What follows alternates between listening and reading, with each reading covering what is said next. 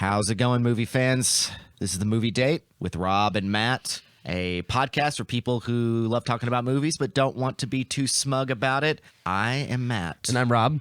And thank you for listening on us again. We've got a unique episode today. We're obviously going to touch up on some movie news, things going on in the media of cinema. But we're doing a kind of a unique take today. It's not a particular film. There's nothing in theaters right now. We're talking about. Well, there are. We just haven't gotten to do them yet. Right. Well, just for this episode, we're we'll talking get. about a couple of personal favorites, right, Rob? Yeah. Well, so the idea is to talk about movies we feel are underappreciated or underrated. And the reason I added that asterisk of "or" is because some of these movies may have been successful. Like one or two of mine are actually they're not like they didn't fail or bomb or anything, but I feel like they're forgotten. And I think that's fair. I think a couple of mine are a little more just personal favorites that are critically acclaimed in their own right. Sure. But it's been so long kind of that they exist in this own little realm. And then there's one that's a little more kind of like, remember how this one was good? Yeah. Let's talk about how good it was. Yeah, exactly. So I feel like it's just a nice big broad episode of movies we think are underrated, underappreciated, or forgotten. And this will be one that's going to be posted up for our new scheduling. We are going into a new, stronger, more solidified structure. yeah, baby. so this should be out the it'll be out first, tomorrow. March It'll be out 1st. It'll be up March 1st, and we will have another episode coming at you The 15th. on the 15th.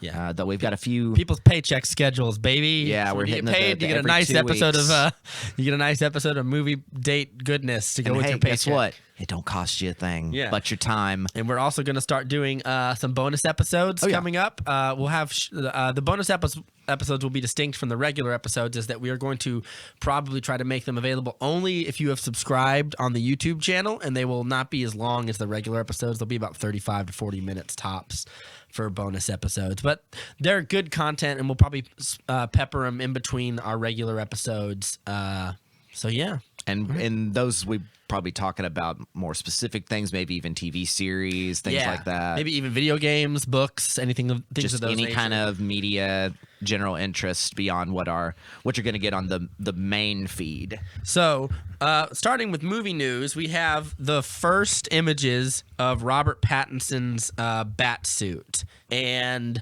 I would say the internet is mixed on it. I hear a lot of people saying Daredevil. Let's get it up on the big screen a little bit. Yeah, it's a great idea. It's been a while since I've seen it. I've only seen a couple of like clips of him on the bat bike. Yeah, a lot of people are saying Netflix Daredevil vibes from it for sure. The chin and the eyes kind of give me that a little bit. It's definitely kind of tactical. Let's take a look here. We got our big. So that's the one of them. And I think people are saying the Daredevil thing because they decided to do this promo in black and red.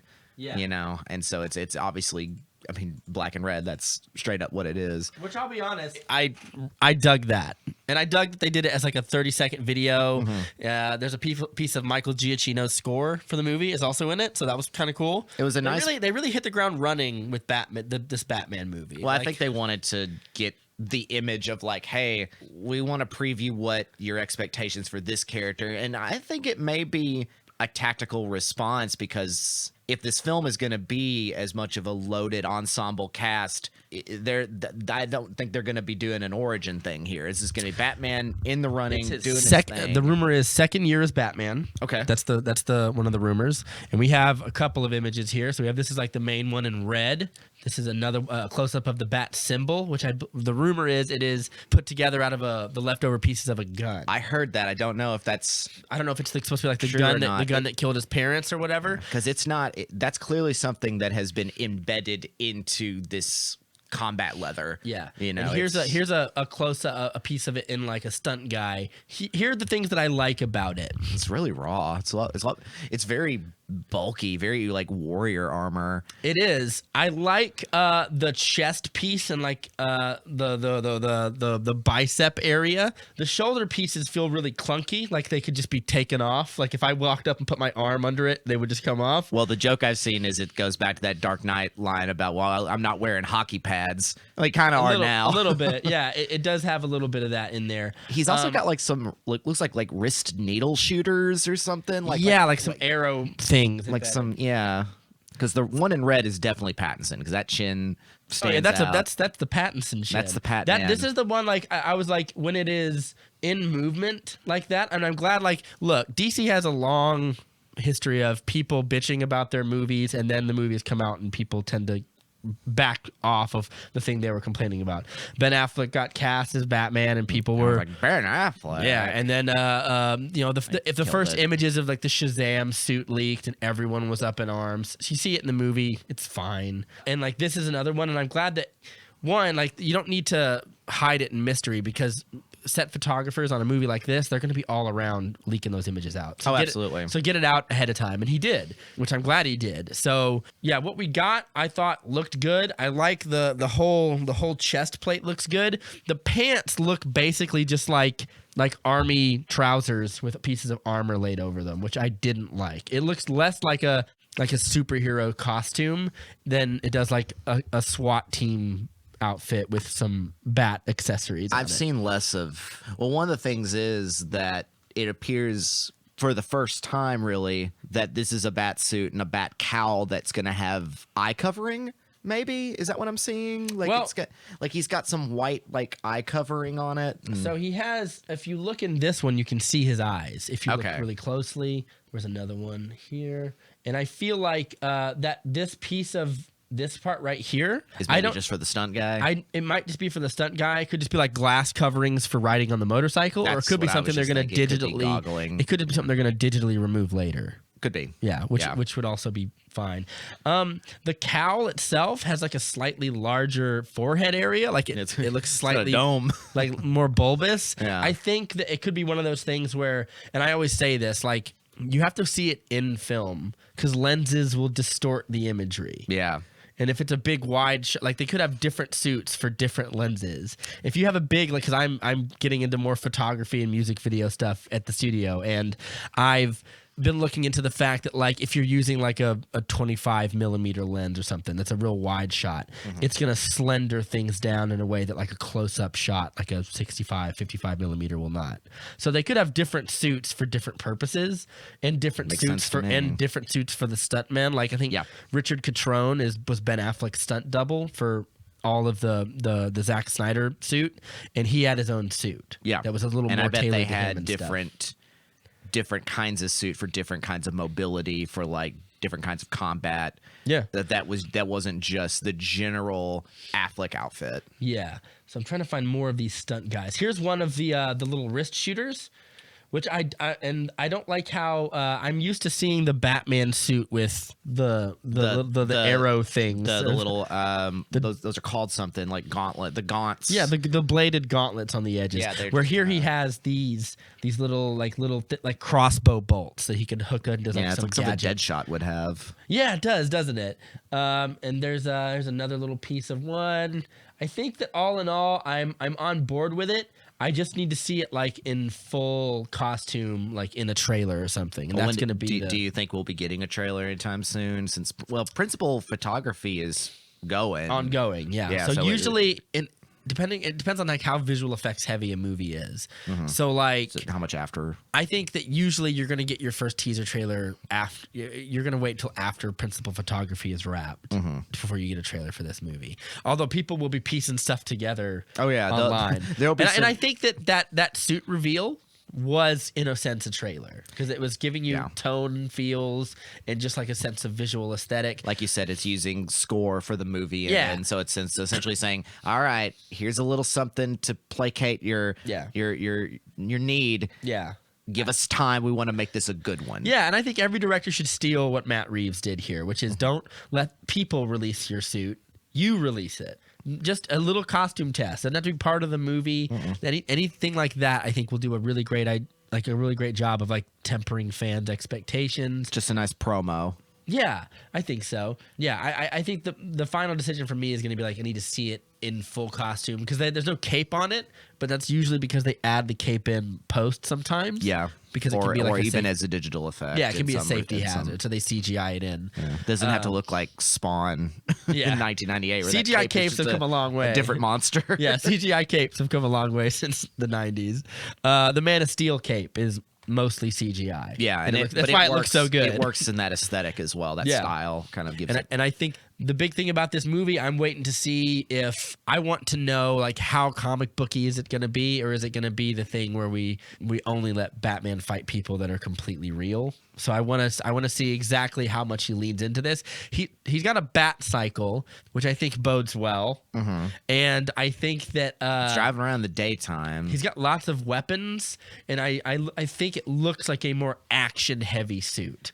This is a suit that you wear if you're going to be cracking skulls and stuff. So like you said, kind of SWAT, kind of like close quarters combat sort of deal. Yeah. And I think that that's okay. Yeah, and I like everything I look, and I think that Pattinson looks better in it than this stunt guy does. So I think once we see like some images of it in a trailer and stuff, and a lot of it's going to be like, how does the cape go with it? Because the cape adds a lot. And a lot of it's how the performance goes in it as well. Like what kind of voice is he going to be doing? What kind of aggression is he going to have? What kind of tone is he going to approach this character? Yeah, because you're following up some good ones. You're following up Bale and Affleck, who both had very unique particular performances. Ones. Bale did the throat cancery voice. Yeah, Batfleck was technological. It was like it was like an actual thing. He was more. I think was a different kind of aggro to Bale's. Yeah, for sure. And it's two very unique performances of this very kind of sometimes static character. Both very of their directors is also as well. I just thought of something we could talk briefly on, talk about movie news. There's been a lot of talk recently on and I haven't touched up on it, but I was just thinking about this new Indiana Jones. We're getting a new Indiana Jones? Well, people have been talking Indiana Jones 5, and Spielberg has dropped out of directing it. Oh. Just about a few days ago. For the best. Check it up. I want to see, and obviously, like if this comes up to nothing, we'll just delete it out. But I just thought of that while we were doing it because I was thinking about promos and kind of things like that. So we have Spielberg won't direct Indiana Jones 5. James Mangold, great James choice, Mangold. in talks to replace. Ford versus Ferrari's James Mangold will direct. Did James Mangold direct Ford versus Ferrari? I think so. Cool. Okay, I'm starting to get more and more reasons to watch this movie. So this is on. Of course, James Mangold also directed Logan and the Wolverine and 310 to Yuma, which are Logan in particular. Yeah, Logan and 310 to Yuma are both great movies that I love. Wolverine's okay. Ford v Ferrari, James Mangold will direct. This is the most recent story. Will direct Indiana Jones 5 and more movie news. When Disney acquired Lucasfilm in 2012, the obvious focus was on the Star Wars franchise, but Indiana Jones was another long-running property that Disney acquired at the same time. By that point, Paramount had already been developing Indiana Jones 5, basically since the 2008 release of Indiana Jones and the Kingdom of the Crystal Skull, which continued until the film finally received a release date of July 19th, 2019, which obviously didn't happen. With the release date, gave Harrison Ford a chance to go do Call of the Wild. With the release date now landing next summer at July 9th, 2021, 4 days before Harrison Ford turned 79. Woof. Woof. With Steven Spielberg still working on his West Side Story remake. Okay. Oh, yeah. He's been doing West Side Story. That's right. There had been recent speculation about Indiana Jones 5, which was answered this week as Steven Spielberg has dropped out of directing it. Instead, James Mangold is now in talks to direct Indiana Jones 5, with Ford still attached as the film star. It's unclear when Indiana Jones 5 will start filming or if the release date will change, but Ford did just say 2 weeks ago that he expected to start filming in April. Okay, so everyone's on board. Everyone's talking about this ain't rumor. You know, as long as nobody breaks any hips, then we should have an Indy 5. Yeah. 79, man. He must really like this character to come back to it like this. Also, runtime of No Time to Die is 17 minutes shy of 3 hours. So it's in the run of everything being very long, it's the longest Bond film of all time. Yeah. Which means like what we've seen in the trailer so far is just like snippets of what this movie has in store. I'm of course really excited. That comes out this month, right? No Time to Die comes out 4/10/2020. Okay, because April. So it'll come out April 10th, 2020. Also, I forgot that's going to be an episode for another piece of movie news. Zack Snyder released what his prize will be for that poster contest for Justice League will be. Oh, And goodness gracious. And it's a Okay. nice little tease in a way. So he's gonna give people the whatever this is called. It's the clacker. Yeah, the production clacker or Yeah. whatever. And it's he's gonna give whoever and he also released the first 4 posters, and they're all very like comic booky art style. Like it's not like just like actors in Photoshop. It's more kind of like a cover. Yeah, it looks like a crazy cover for a comic book. So here he says, "Scene." This is on the clacker. It says something cool. Clapperboard. Yeah, something cool with Batman, Superman, Lois, or Martian Manhunter. Oh. It says take however many it takes to get it awesome. Date to be determined. And it says director Zack Snyder, photographer Fabian Wagner. It says Zack Snyder's Justice League. On the back it says, and this is the thing that he this is the thing that's gonna he's gonna give to the person that wins. It says, please extend to the bearer of this slate the right to pass all security protocols and the permission to operate this motion picture scene and sync marker on the set of any additional photography for the motion picture known as Zack Snyder's Justice League. In the unlikely and purely speculative event that such additional photography is needed, Zack Snyder.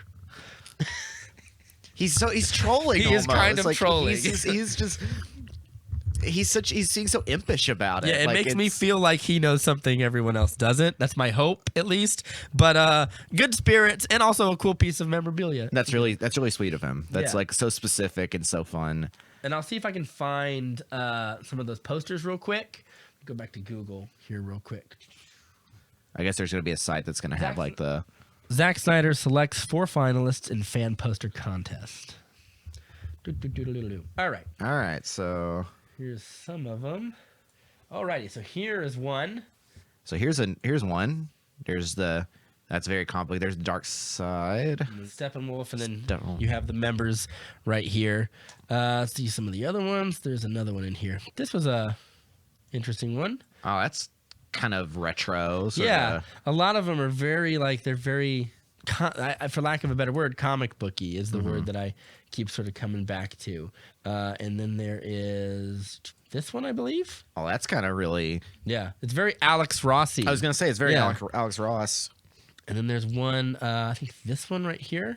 And then there's a big one here with Darkseid in him in the middle. Yeah, that one that's kind of gray. And his armor is made up of all the other DC movies. So you'll see Aquaman and Suicide Squad in them. It's really cool. Yeah, so some really cool looking imagery here. It gives you an idea of what sort of imagery is going on in Snyder's head as well, as far as how he would want to Oh, yeah. No, I'm sorry. there's advertise this picture. This one, too, is the last one I forgot.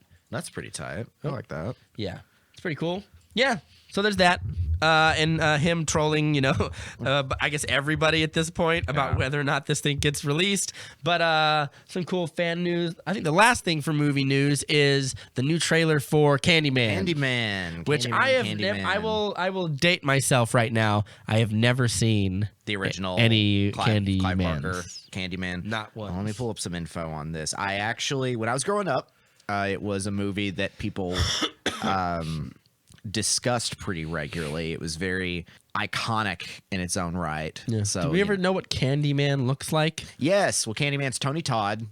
Okay. So he's it's such an interesting story. It was I believe written by Clive Barker.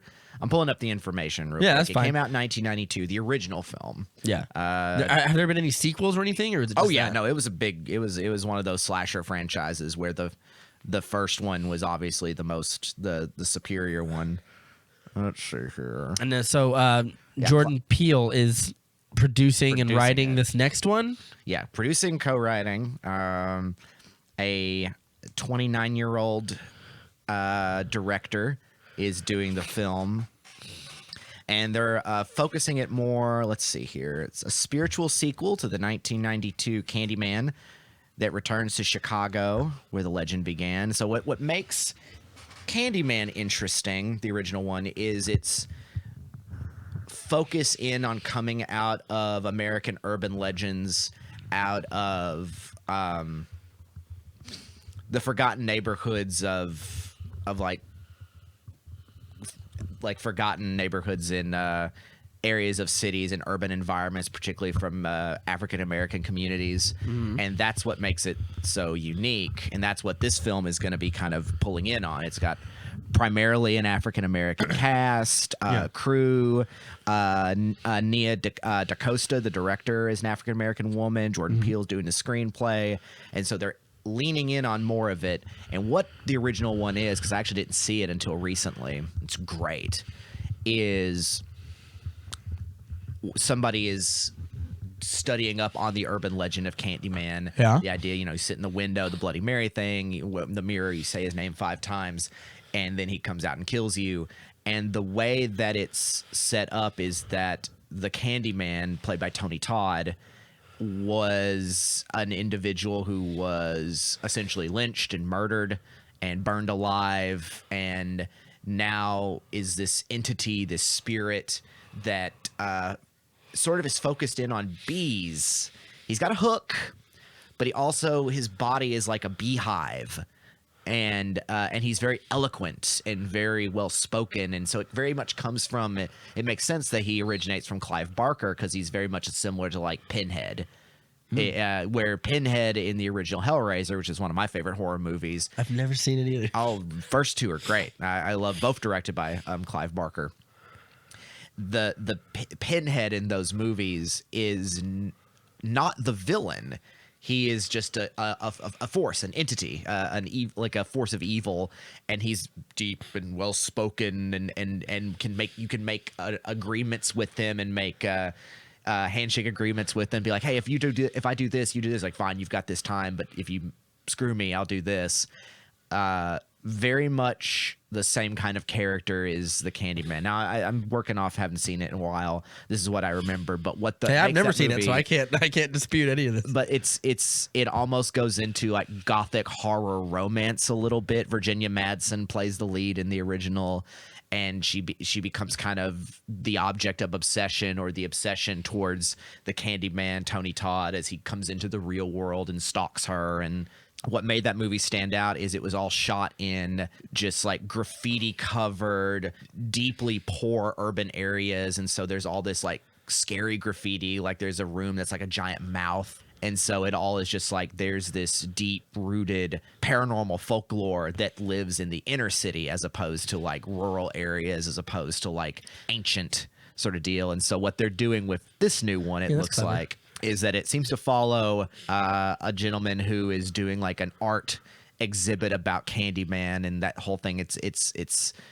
effect on modern culture, and he seems to be becoming the Candyman, like he's becoming like possessed because of his fascination with it. And so it's almost like a movie that seems to be aware of the movie before that predates it. Yeah.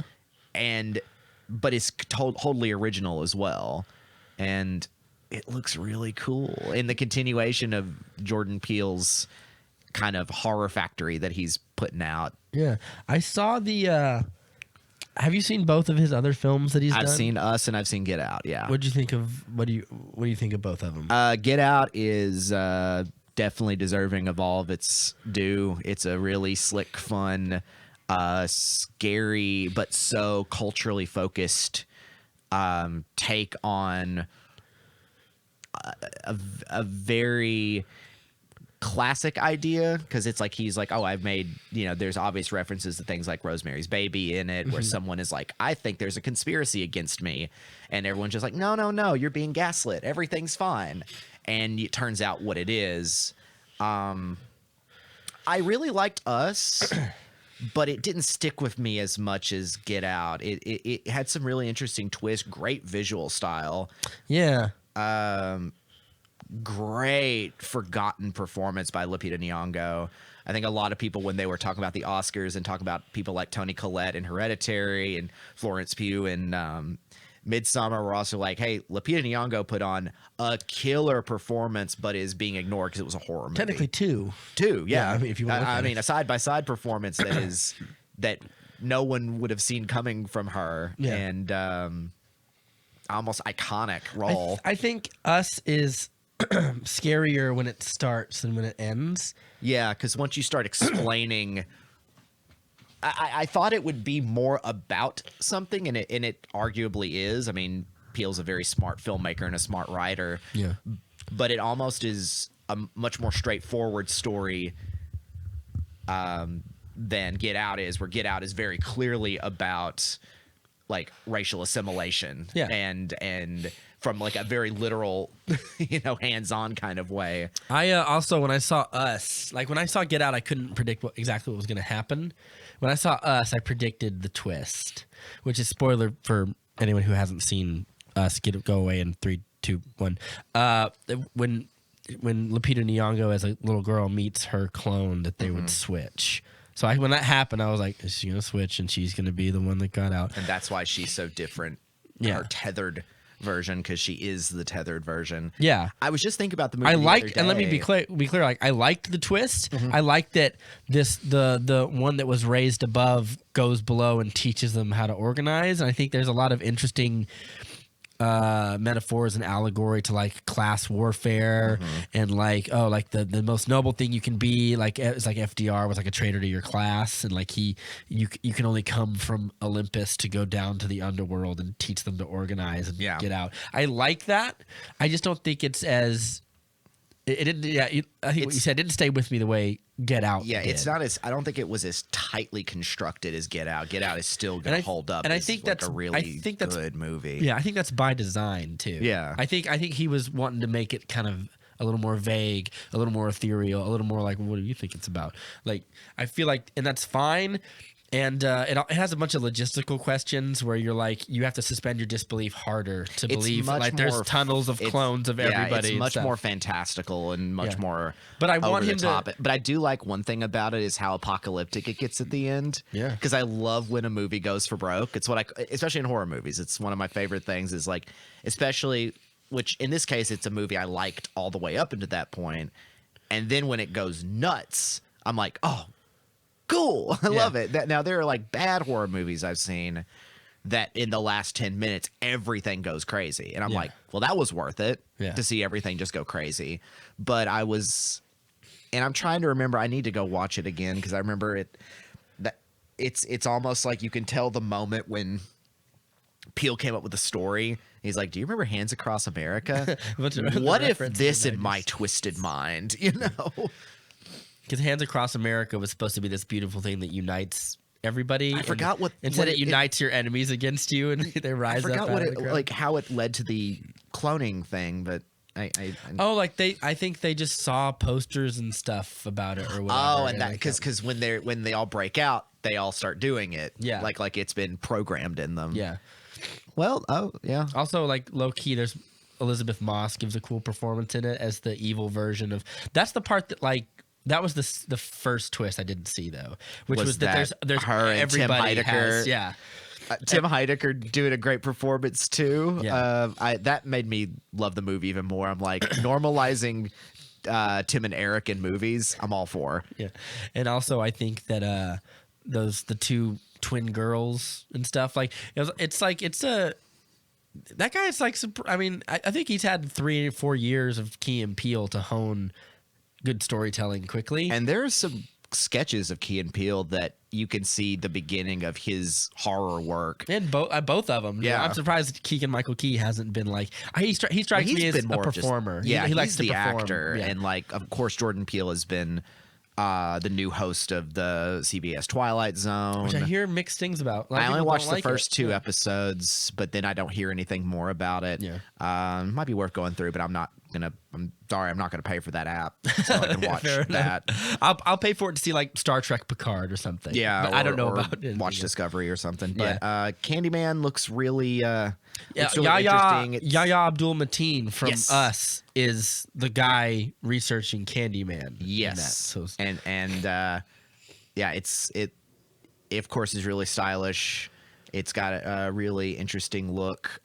He uses one of the things I've seen is people reacting to him using "Say My Name" as the spooky. It's like so Jordan Peele can just use any song and make it spooky in there. It's like what you. I also felt that like when I was watching the trailer, I thought like this looks pretty good, but I was also like I don't have this cultural connection that some people have to Candyman. So the thing I was wondering like if you were a fan of Candyman, How does do you that react does that to do it this? for you? And I Yeah. guess it Versus does. like us with like Michael Myers or Freddy Krueger. See, I or have something zero like that. cultural affinity for those movies. Like, I'm not saying I don't like any of them. I've seen some of them and like liked them when I was a kid, but I never have the urge to watch like Friday the 13th or Nightmare on Elm Streets again. Like, I've watched the first two Halloweens again, and like I've watched them. Like, I get why people still like these. Yeah. because at the time those were great horror movies, And they I were missed terrifying. out. I missed out on the recent Halloween. It's fine. And I want to watch it because I've been a fan of the Halloween series. I've been a fan of Jason. I low-key- I like early Freddy. I like the slasher crew pretty well. Obviously, I said Hellraiser's really good. I but do. I Hellraiser's just don't have the like I said the affinity that some people. Oh yeah, do. I'm not. I mean, I'm not a hound for it. Not Yeah. like a Fangoria. In fact, when I saw the Danny McBride one that just came out like last year with Jamie Lee that's Curtis, the one and I was stuff, talking yeah, about, the one I that, I kind of kicked it on our Venom episode. It's not a bad movie. It's the most stripped down, real version of that. It has some great scares, has some great kills, but it also has a bunch of the cliches that I'm like kind of tired of. Like, this is what thing that makes Candyman go wrapping it up there. Yeah. Is what will make this different is that the original Candyman and the original Hellraiser, both Clive Barker properties, were more atmospheric and heavy and weighty, And you can speak to your tormentor. yeah, they were creatures of agency, Which and is there weird was, because you didn't see that in the trailer. The no, new one. and I he think doesn't say anything. He's becoming. And I assumed that he didn't say anything because that's Right. horror movie 101 or whatever. But that Tony Todd became a horror icon from playing Candyman. That's also what led him into being in the Final Destination movies as well. Yeah. That's what made him a horror icon. Like so many of these other, like Robert Englund and all these other guys, as they become horror icons from that, and his performance in that is usually like regarded as one of the best horror performances. It's kind of underrated. yeah, I might have to check it out. I bet you I would probably like I it. think you'd like it. It's slower paced. It's more atmospheric. It takes its time, but then it goes into kind of this big, almost urban fairy tale, like a dark gothic fairy tale. I'm stoked for good horror movies. Me too. And it's Like been that- a good time for good horror movies. Yeah, like that Hansel and Gretel movie coming out the looks Osgood good. Perkins one. And looks then good. there's the Green Knight. Looks like it might have some Gonna have horror some horror vibes. elements in it, The too. Invisible Man. I'm going to see that tonight. Yep, and that might be something to keep an eye out Yeah, for. apparently it's quite good. It's Getting some good reviews. the review is the review was like it's the perfect Me Too horror movie about like how emotional abuse can seep into your relationship and become something really toxic. That's beyond just Yeah. a regular. And like it monster, looks but- like some of those effects. Like I saw some effects, like because that director, his name's Leigh Whannell, and he did that movie Upgrade, which I really like. Oh, I heard Upgrade was really good. It's I never great. saw it. It's great. I It's have it like downstairs It's like if you some want body horror. Like It is, but it plays it pretty. The thing about it that's so striking is one, it looks very beautiful, it's shot very well, and also he did it for like $7 million. Yeah, and the action scenes are shot to look rigid and mechanical, Mm-hmm. and it feels like that. And it's he also did Sinister or is it Sinister or Insidious? Insidious Chapter 3. That was his One of first movie. One of those. those, which got mixed reviews or whatever. But like, hot take. I kind of hated Insidious 1, so like we could talk about that another Yeah, time. that's fair Talk enough. about horror But movies. apparently the Insidious he- series is just yeah, did because not land with when me. you saw the Invisible Man trailer, you said, "Oh, I know how the movie ends," and he said he's fought very hard to keep those trailers very vague and very free of a lot of his favorite moments from the movie, Interesting. which is very encouraging. And I saw some effects on it, like there's a part where the Invisible Man kills a bunch of people or whatever. Apparently, I mean, I don't think that's much of a spoiler, but the way in which it was filmed was very like, that's good. How did they do that? I mean, I guess they could have just put a man in a big green suit and right, then just digitally remove him. it's but- all about selling it. Yeah. because I mean, people have made comparisons to, Hollow Man and Yeah. Kevin Bacon and Hollow Man. Yeah. Did you ever see that one? I did. Yeah. It's okay.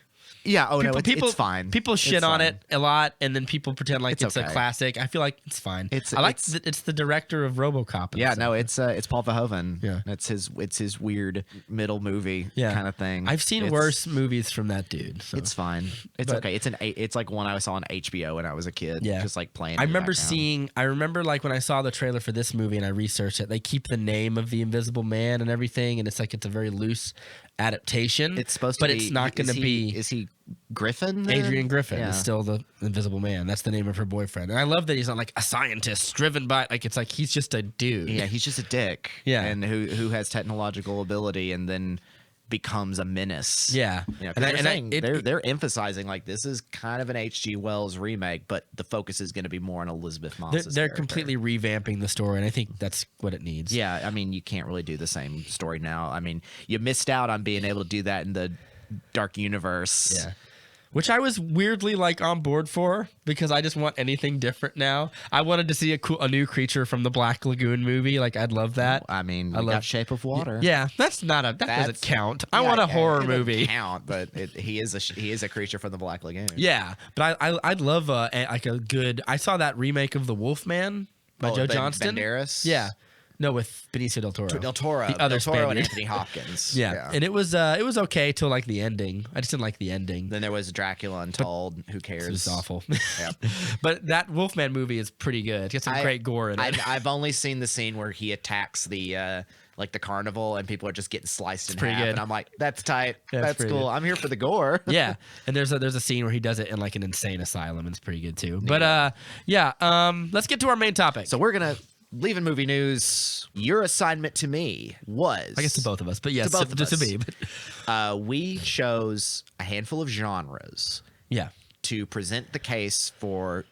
We're gonna do 3 movies. yeah, 3 movies each, and we each pick a different genre. And the rule is, if we both seen it, we'll just talk about it. And if we haven't seen it, you have to convince the other person to see it or give them the pitch, as it were. Given the pitch, Yeah. what you love about it without giving away what it is. So, or what's it? You have comedy, Comedy? dramas, and sci-fi action. Yes. I have epics, westerns, romance. Were my 3 that I picked. And you are starting us off with comedy. Matt, what is the first underrated, underappreciated, or forgotten comedy that we're talking about? It is a cult today? classic. Probably hasn't been discussed too much. It used to be on the Criterion Collection before it was removed. It Ooh, fancy. kind of has its own world around it. It is a 1987 dark comedy, Withnail and I. Written and directed by Bruce Robinson, starring Paul McGann, and now great character actor in his first role, Richard E. Grant. Oh, wow. Okay. I know who that is. But Have you heard of Withnail and I? no, never heard of Yeah, it. it's a cult classic. It's definitely one of the epitome of cult classic. It was produced by George Harrison from the Beatles when he had a little production company at that time. It is, so I guess I'll give you the pitch of it. Yeah, because I've never heard of it. 1969, London, Camden Town. Rainy, shitty Camden Town, London. We are introduced to Marwood, played by Paul McGann, or just called I, the I of the Withnail and I, and Withnail, played wonderfully, iconically. First film role by Richard E. Grant. They are actors, down on their luck, can't get work, constantly inebriated, drugged out, just completely going into madness. Yeah. In the squalor of their flat. It technically would have been considered like the anti-stoner movie, because it's essentially 2 stoner characters who are completely just degenerates. Yeah. Marwood is twitchy and frantic and nervous, and Richard E. Grant as Withnail delivering one of the greatest comedic performances of all time. One of the things I'll say about this, I think this is one of the greatest comedy scripts ever written. Yeah. Robinson based it.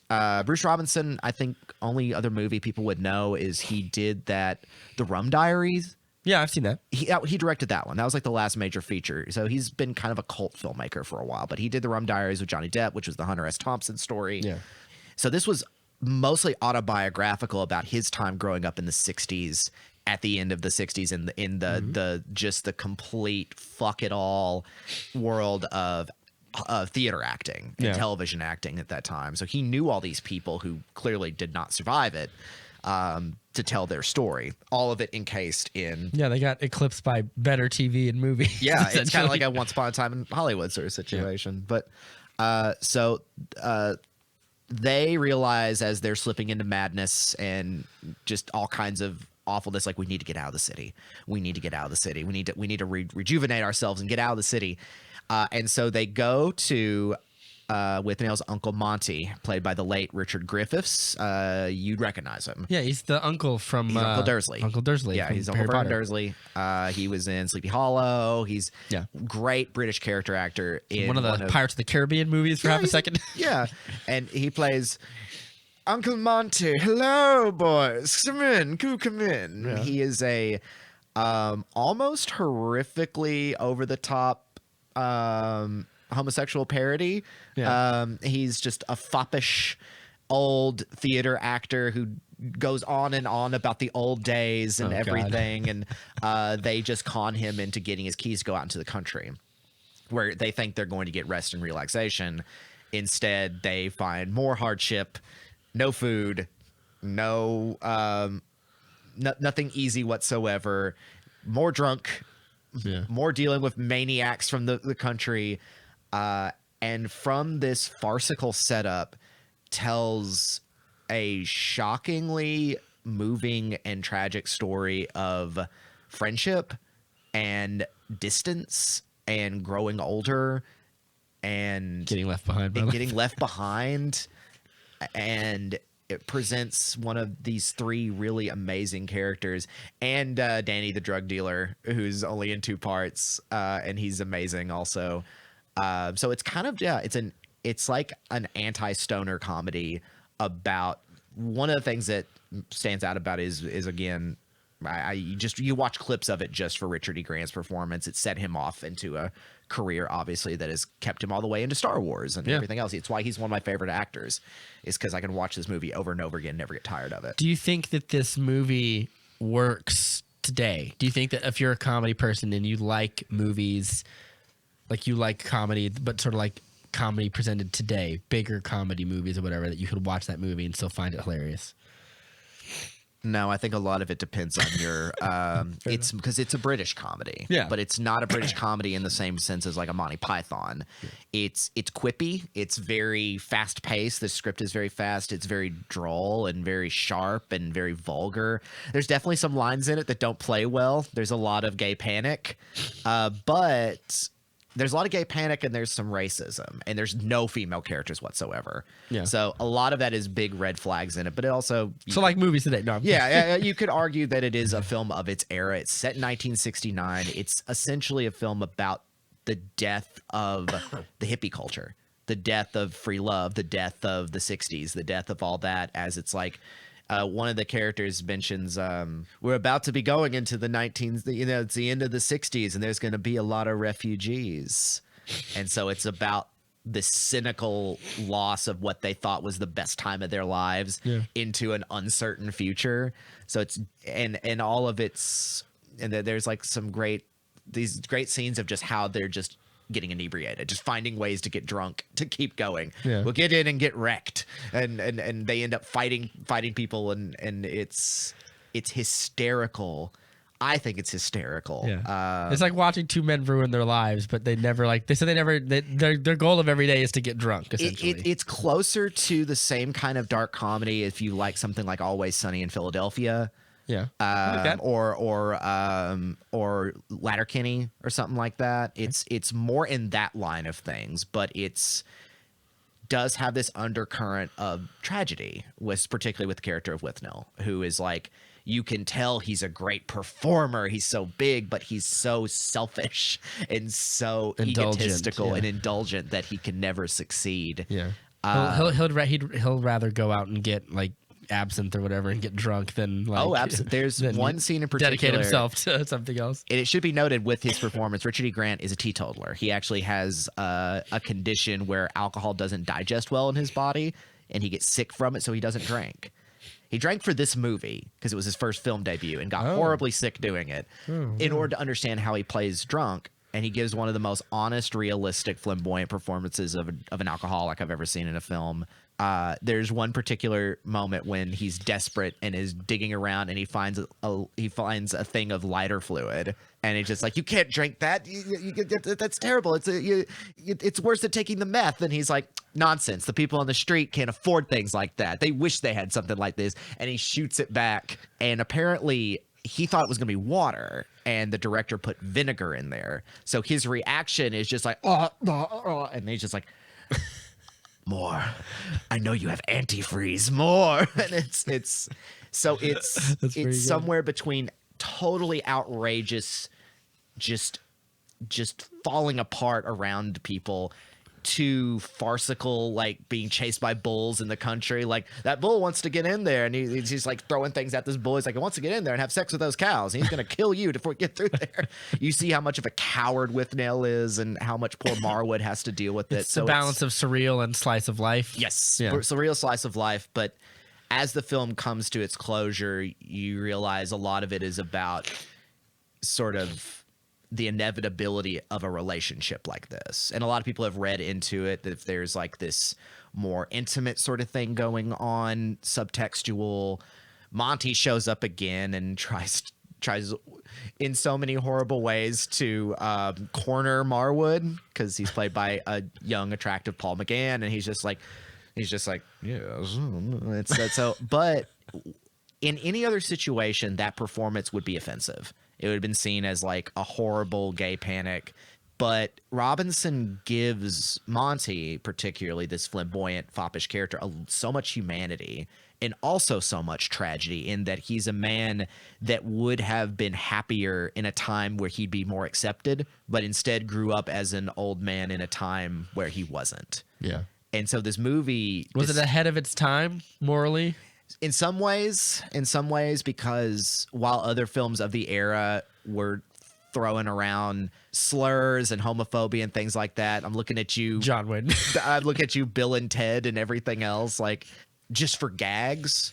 The character of Monty in particular, as what would normally be this kind of predatory, foppish gay stereotype, is given this tragic humility he has to deal with himself. It's a very complicated performance, and it's a great performance by Richard Griffiths. Everyone does amazing in it. I can't recommend it enough. Like, I don't know how people would react to it. One of the things I always said was, if anybody's an actor, they need to watch it, because it's about the struggle of being an actor.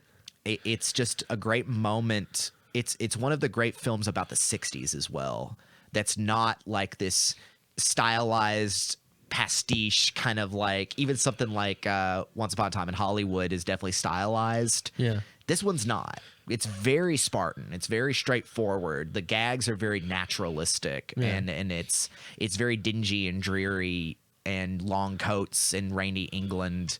A lot of good music in it. A lot of Jimi Hendrix. That's a pretty strong pitch. I think I'm definitely going to check it out. Yeah, I know I just talked a lot about it, but no, I think you're right on time. And that is Withnail and I from 1987 by Bruce Robinson. All right. So that's my comedy choice. All right. So for mine, I'm going to start with, actually, I think I might go in reverse order. Okay. In the ones that I had, which one? So I'm going to start with my Western choice. Oh, boy. I actually had two choices, but I think I'm going to go with this is more likely that you've seen this one, but I think it's the better choice. For my Western, and it's almost not a Western, I chose Cold Mountain. Have you ever seen that? Oh, yeah, Cold Mountain. So I actually watched it recently. Yeah, directed by Anthony Minghella, who did The English Patient. Yep. And this movie, It's Ewan McGregor. Right, no, Jude Law, Renee Zellweger, who won an Oscar for playing this Ruby character. Dews, and then Nicole Kidman plays the other female lead. You also got Philip Seymour Hoffman shows up in it. Yeah, Philip Seymour Hoffman, Giovanni Ribisi, Charlie Hunnam is in the movie as the insane enforcer guy. Yes. Also is Ray Winstone, who plays the leader of the Home Guard or whatever. Donald Sutherland. That's right. Donald Sutherland is in there. Jack White is in the movie. Jack White is in it. Brendan Gleeson plays Renee Zellweger's father in the movie. He's the fiddler. There's a lot of great characters, a lot of great cast. There's another actress. Oh, Zoe Deschanel? No. I'm thinking of somebody else. Let me pull up something. There's another actress in it that I was like, oh, you're in this movie too? Yeah. Natalie Portman. Natalie Portman is who I'm Yeah. thinking of. Natalie Portman's in it. It's a Also, huge Cillian ensemble Murphy. performance. That's right. Everybody's in this movie. Yeah, there's a lot of Nicole Kidman primarily got a lot of attention for this movie. Yes. 2003, based on the novel. Which I've also read. And it is a movie I enjoyed a lot because I was very surprised by it. I think I didn't know what it was about when it first came out when I was a kid. It's kind of an odyssey. It's just like that's the best way to look at it. It's you go ahead. It's- Why you made that choice? For it. I love this movie because it's very sensible in the way it uses all of the pieces of its genre, because it's not, like I said, I see it as a Western. There's plenty of Westerns that take place in and around that are not in the West. Right. This but is but definitely they have the same vibes in of the a East Western. Coast, Yeah, like post Civil War. Yeah, like it's a very it's almost like a postmodern Western in a way. And it's also a romance, and it's also just like a war movie in a way as well. Well, it's interesting. It could fall in with your other genre of an epic because it is kind of It this is, yeah. epic journey. It feels very Odysseus Because he runs across all these different characters, Yeah. and how they affect him, and And how their they're trials and the affected by the tribulations. world around them. Yeah, a great performance from Jude Law. So Jude Law plays W.P. Inman in the movie, and he's a very quiet man. He's described like that in the book as well. Nicole Kidman plays I can't remember her character's name. It's really going to bother me. I have to look it up right Yeah, I'm pulling now. up information on it as well. So we Yeah, can pull have, up the cast list, and she plays the female. She plays Ada Monroe. That's right, and her father is the Reverend Monroe. Renee Zellweger plays Ruby Dews. Ruby Thews, Or Thews, I'm who sorry. in my mind put in the most memorable performance of the film. Yes, she's the one who got like the Oscar coming away from it. But I think all the main cast members do a great job. So Ada Monroe moves to North Carolina from South Carolina, and her father's the Reverend. They're building a church, and this is just before the Civil War breaks off. Yeah, because you see all the guys in the village, all the young men. They're all building a church, and they're talking. I'm going to call this nail Northern Aggression. I'm going to call this nail the Yankee Scourge. And you also hear one guy. Last time I checked, the South was a direction because not like a thing to fight not a for. thing, but- You see like both sides of the argument and stuff. because they're and- going to end up fighting for the Confederacy. Yes, and the film opens with the Battle of, I believe, Petersburg, Virginia. Yes. Where the Union troops dug a tunnel under the Confederate troops and filled it with explosives. Dynamite, yeah, to break And- down, because they have this giant, just earthen wall, essentially. Yeah, Like, and it's- in fact, there's a it's- great effect at the beginning of the movie where a rabbit finds its way into Inman's and there's trench, and they see it and they all get after it because they're starving, because the Confederacy was drastically resourced Yeah, this is compared to towards the end Union. of the war, and Yeah. so resources are running thin. And the- there's a part where you see the you see the Union soldiers stacking stuff up, and they get out of the mine, then they light it and sandbag it up, and you see all these troops just lying flat on their belly waiting to charge. And then you see as it's about to explode, you see the ground. Yeah, you just see brrr, and you just- see just Inman, belch you open see with Inman's fire. face as it just explodes on top of him, and the kid who was chasing the rabbit gets just buried and suffocates mud. to death or whatever. Yeah, But we also get introduced to all these characters that are there. some of his platoon there's members or whatever. the one Native American guy who's just there, yeah. he's just throwing bayonet rifles. Yeah.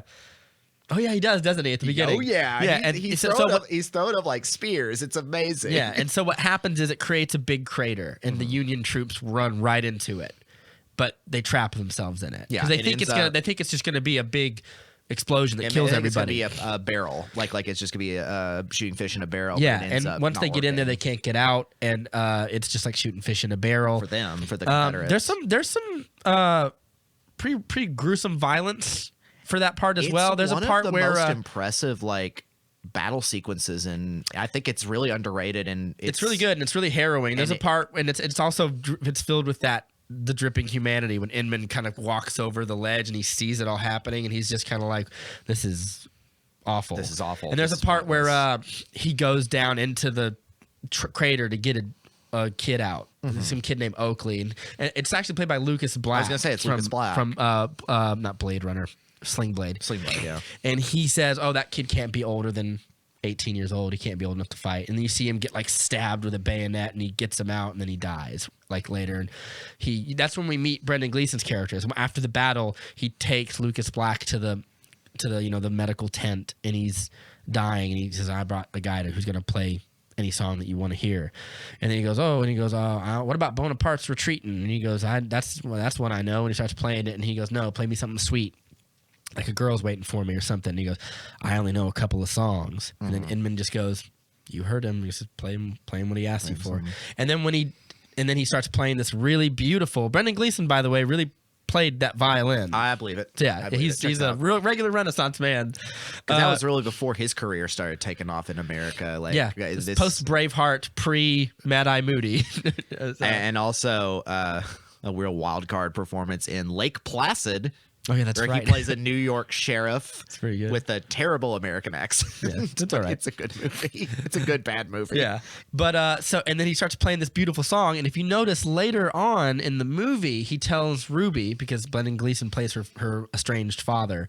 He tells him that like he could barely play any. She says to Ada, "My dad could barely play that thing." And he could only play this one song for this kid, but something awakens in him when he's forced to dig deep down and play something for this dying kid. And it's this beautiful serenade. And he tells Ruby later in the movie, I got a new fiddle and it's filled with songs. I used to write all these songs about you. Ruby this, Ruby that, Ruby with the eyes that sparkle. It's one of my favorite ones. And he plays a really great song right before they get attacked later on in the movie. Right, because I remember that.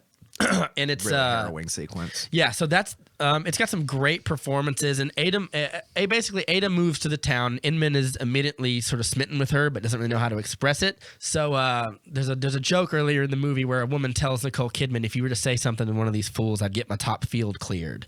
So she goes, oh, which one? She picks Inman, and she brings him cider, and the next time we see him, he's clearing the field as a thank, because he actually did want to speak to her. Right. It's a very nice love story, so much that I could have chosen it as the romance movie that I chose, but I didn't, because I think it covers everything. It does. It's a fantastic all around movie. It's quite long, but it's worth it because it is an epic. And you feel his struggle of trying to get back to this lady, the next time, it implies that he did want to see her, and as she drives by, seeing him doing that, she plays him a song on the piano, and it's like a nice little moment they share. So the war breaks out. He goes off to fight for the Confederacy, and they have these great dreams. All of his friends are shooting pistols in the sky. Right, and they're ready to go to war. We're gonna have a great time. And it's a good let's go kick ass, boys. Yeah, and later, as the war goes on, you're just like, this is a hellhole. And they said that this is a meat grinder. Yeah, and I don't know. I don't have enough time to talk about the whole movie, but it's one of my favorites, and I think I haven't watched it in so long, and I keep going back to it. And when I read one of the things about the author is Charles Frazier, and he wrote it was sort of his love letter to the Carolinas in a way, because the movie features a lot of, I don't know if it's actually shot in North Carolina, but it references a lot of actual places in the Carolinas, and like which was such a very important split line between the North and the South for the Civil War. And he talks about I think the Cape Fear River and like all these big blue mountains and stuff. And I was like, it's a very pastoral novel kind of. And it's I would say the movie is probably better because it has the sensibility of a movie where it knows how to keep pace and it knows how to create better tension and stuff. And the reason I also chose it as predominantly as a Western is it has a lot of my favorite like Western tropes too, which particularly there's a great little standoff where Inman after he's gotten back to Cold Mountain and he's professed his love to Ada and they spend a night together, and the next time they find Ruby's father after he's been attacked, after he plays that song to the member of the Home Guard, and their job is to, it's like it's like snowy or it's at nighttime. Yeah. And there's also all these great set pieces, all these great locations and spots that make almost like every chapter of Inman's adventure stand out. Yeah, and what happens is they Jack White's with them, and he's like a player, and he gets sick because they find a dead deer. Yeah. And he says, "Hey, you cook something long enough, you can eat anything." And he goes, "It's been frozen. How long has it been there for?" They cook it, and it's probably rotten. Yep. And the guy pukes it up, and he sees Ray Winstone and his home guard members, which their job is to hunt down deserters. Right. Which he technically is. Because he after surviving the initial assault, At Petersburg, Inman makes a run for it. And Yeah. that's what starts the journey to get home. Yeah, and so what happens is Brendan Gleeson and his other friend, whose name I can't remember. Well, it's Ethan Suplee, isn't Yeah, it? Ethan Suplee, that's his name, and he plays the banjo or whatever. He's kind of like he plays. A well-meaning idiot, Yes. essentially, and he talks them into trouble because he talks about like, "Oh, well, what are you guys doing?" I was like, "Oh, we're just heading down to Cold Mountain." Because and believe we're it or gonna-" not, Ray Winstone plays a bad guy. Yeah, he does. In a career-changing tone, he plays a villain. Yeah, and what happens is he goes, "Oh, like we're just sitting down here, and like, oh, we heard there's some deserters up here." Like, I was like, "You wouldn't know anything about that, do you?" And he goes, "Oh, nothing I mind." He's like, yeah, we hear they're staring. We did find some people living up near the cave at Bearpin Branch." And he goes, "But we don't know anything about that." And he goes, "What are you talking about, Stod?" And he goes, "That's our cave. We live there." And Yeah. you see his face look at each other, and you see Brendan Gleeson just be defeated. Yeah, like and we're he goes, "Are you gonna play something on that fiddle?" Charlie Hunnam with a scene chewing performance that you wouldn't even recognize him in. I remember the character. Yeah, and he tells him like, "Oh, we're gonna be out here all night, or are we gonna get to it, or whatever?" And he asks Brendan Gleeson to play him a song, and Brendan Gleeson plays him a song that moves him so deeply he gets up because he remembers it from his childhood, and he sings along with it. Then he tells him to get up, cover their hats with their face, and Ethan Suplee doesn't know what's going down. Right. He tells him, "Stop smiling." And Brendan Gleeson says he always smiles. He doesn't mean anything by it. And he goes, "Cover your hat with your face and stop smiling." And so I always told him there's nothing in this life that's worth a smile. And then Ethan Suplee still doesn't get it. He covers his hand with his face and he shoots him. And Stodrod tries to make a run for it and they kill him too. Right. And it's one of my favorite scenes in the movie because it doesn't kill Brendan Gleeson. They find him after Inman comes back. Right, but it's a in the moment where snow. you get to see the ruthlessness, but also the complications of Winston's gang. Yeah, there's another part where they kill one of the only men who stays behind in Cold Mountain, and him and his wife are hiding their sons who came home from the war, and they figure out that they're hiding them somewhere in there, and they put her hands under I can't remember what it is, like a big giant logged fence, and they crush her hands and. Charlie Hunnam is dancing on top of it. crushing Yeah, her I remember hands. that too because It's real gruesome. It's real gruesome. Yeah, It's- there's some. It's so that's what makes a movie so unique is it has these moments of wildness. Just It's the like- imps of kindness and cruelty. Yeah, it's very much westerny. It's a cold, cruel world. But at the end of the movie, this is the thing that made me go, it's a western. There's a big gunfight where Inman takes out most of these dudes, and then he goes after Charlie Hunnam's character, and they're riding through, and it's a very cinematic scene. Yeah, There's snow. They're riding through these big forests, and he goes, "I'm done." It's like, "I'm not gonna go down this mountain looking over my shoulder for you." And he goes, "I'm done fighting." Like, throw down your weapon and give it to me. He goes, "I give you my weapon, you're gonna shoot me dead." And he goes, "No, I won't." And they have a big talk, and he goes, "This is what they call a conundrum because they can't come to a passion." You see Charlie Hunnam move his hand onto his. Because Hunnam is just kind of like he just plays like the grunt in it, but eventually becomes kind of this like. Well, he's a sociopath. Yeah, he's a dude who's just violent. Right, and Ray Winstone is the primary antagonist. Yeah. And he's like the heavy, but he's he becomes the scary heavy. Yeah. Yeah. And He's got a great look in it too. Yeah, Like, he does. He's really albino and stuff. Yeah. And That's he, right. They make him albino with like pale white pale hair, blonde yeah. hair and everything. And what happens is, and he goes, I was like, "I got something on my side that you don't." And he goes, Emmett says, "What do you got on your side?" And he goes, "The confidence of youth." And they pull their guns, but you hear the gunshot and it just cuts off. And I was like, it's dripping with a lot of great style mixed in with just a great, like, timeless kind of story of like love for a woman that he doesn't even know that well. Yeah, they share one kiss before he eventually leaves, but one of the things that he keeps talking about in the movie is how they've had so few moments in between them where he was like, he's like, you brought me this every time we met. You were carrying a tray. You brought me apple cider, and then like one time I was outside. He was outside of this big party, and she was gonna bring root beer out to the slaves or whatever. And also in this movie, very light on the slavery issue, Yeah. which I didn't always appreciate. It does say that she sells all of her slaves because she can't afford. There's a part where after her father dies, Because it is the declining South. yeah, as which is well, kind of which is, I like mean, it's like a low key theme in the movie is like this is the end of beginning of the end of the a Southern society and aristocracy. everything. At one point, you're in the back of your head, you're like, good, obviously. Yeah. But because what you just remembered thinking about how little they interact. A big other part of this movie is Nicole Kidman's character Ada's character arc. Yeah. How she goes from being this like Frail. Scarlett O'Hara kind of protected I do declare. Like, to becoming a woman of hardened, self-sufficiency. Yeah. and a lot of it has to do with when Ruby comes into her life, Teaches her how to do everything. and there's interesting reads into their performances together. This characters they have together, because they have this relationship that's so unique and it's delivered so well by both these actresses. I mean, Zellweger, of course, like you said, got the Oscar for it, I believe. Yeah. Because It's a very quotable movie too. well, it's so. Like I said, a part of it being from a pastoral novel is it's so big, and so yeah. Let's get to your next one. So good movie, Cold Mountain. Great Definitely movie, a good yes. Yeah, great late Philip Seymour Hoffman performance in it, very briefly as like a running preacher con man character. Hilarious. Yeah, check that one out. My next movie is a drama.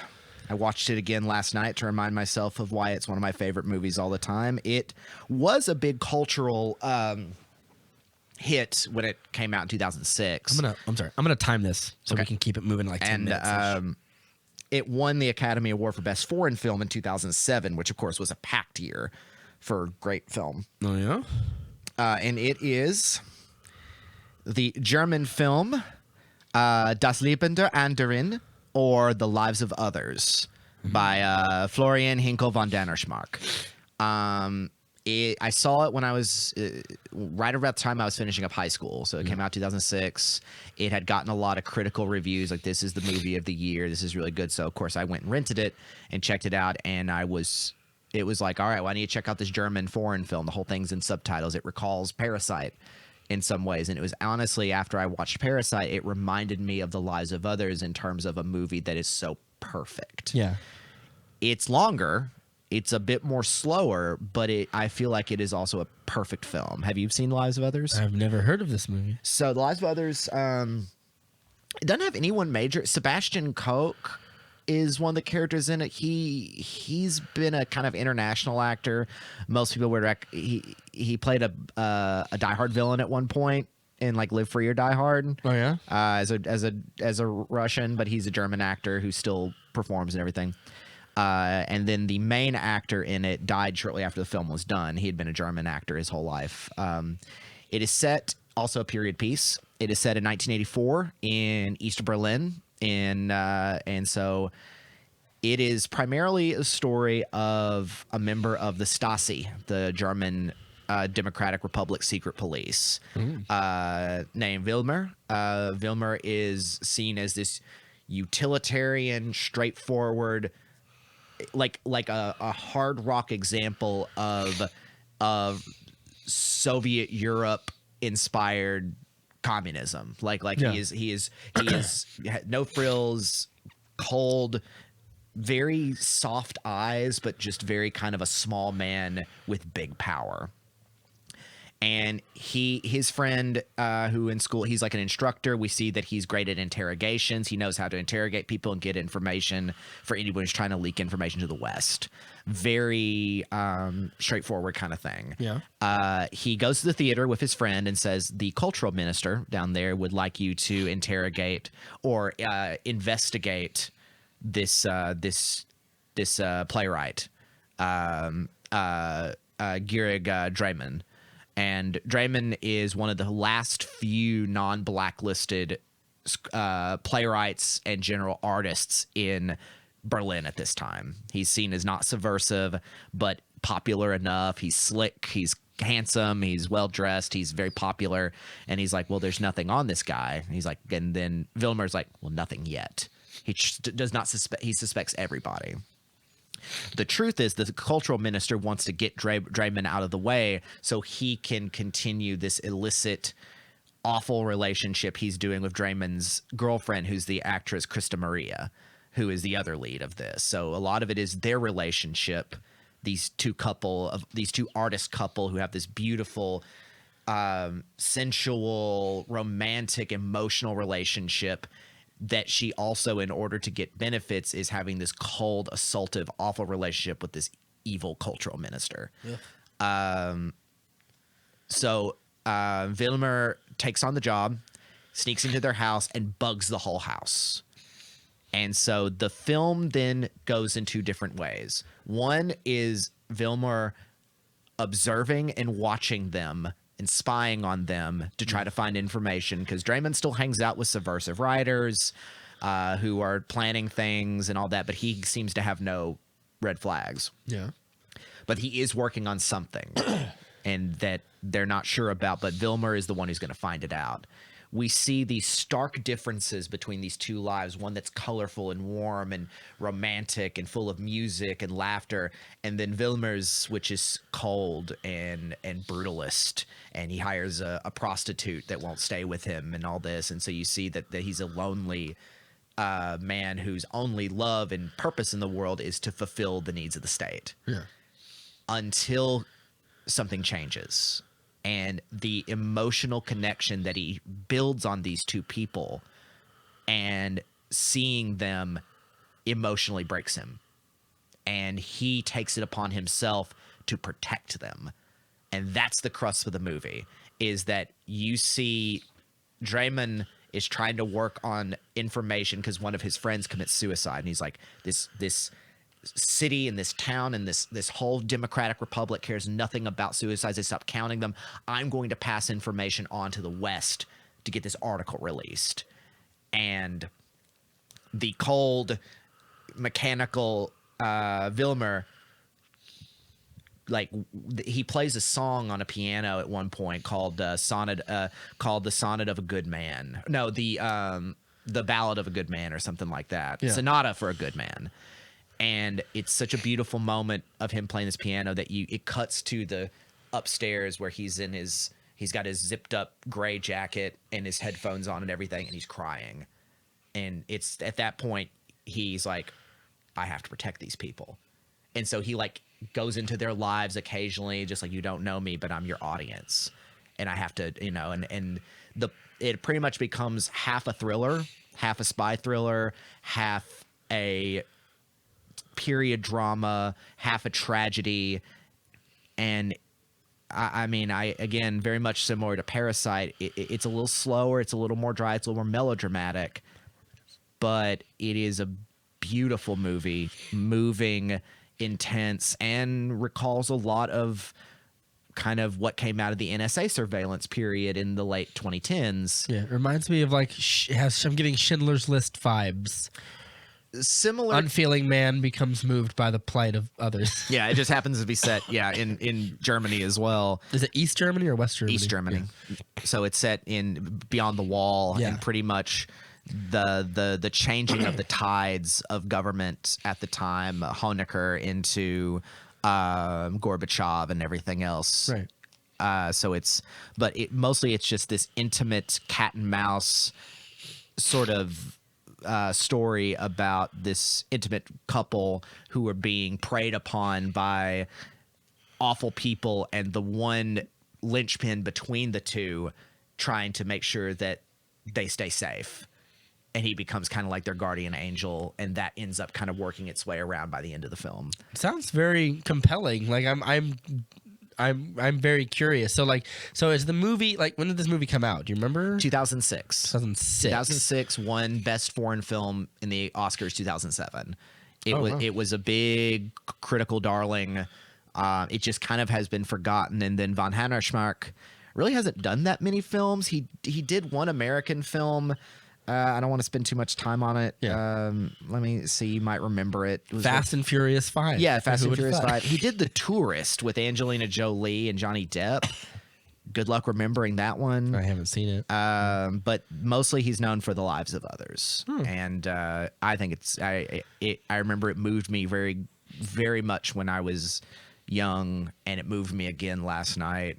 Do you think the movie is like, when you say it's like half a spy thriller, are the spy thriller elements very tense and like dangerous, or do they just feel like, or like It's how a would you different just, kind of danger. yeah.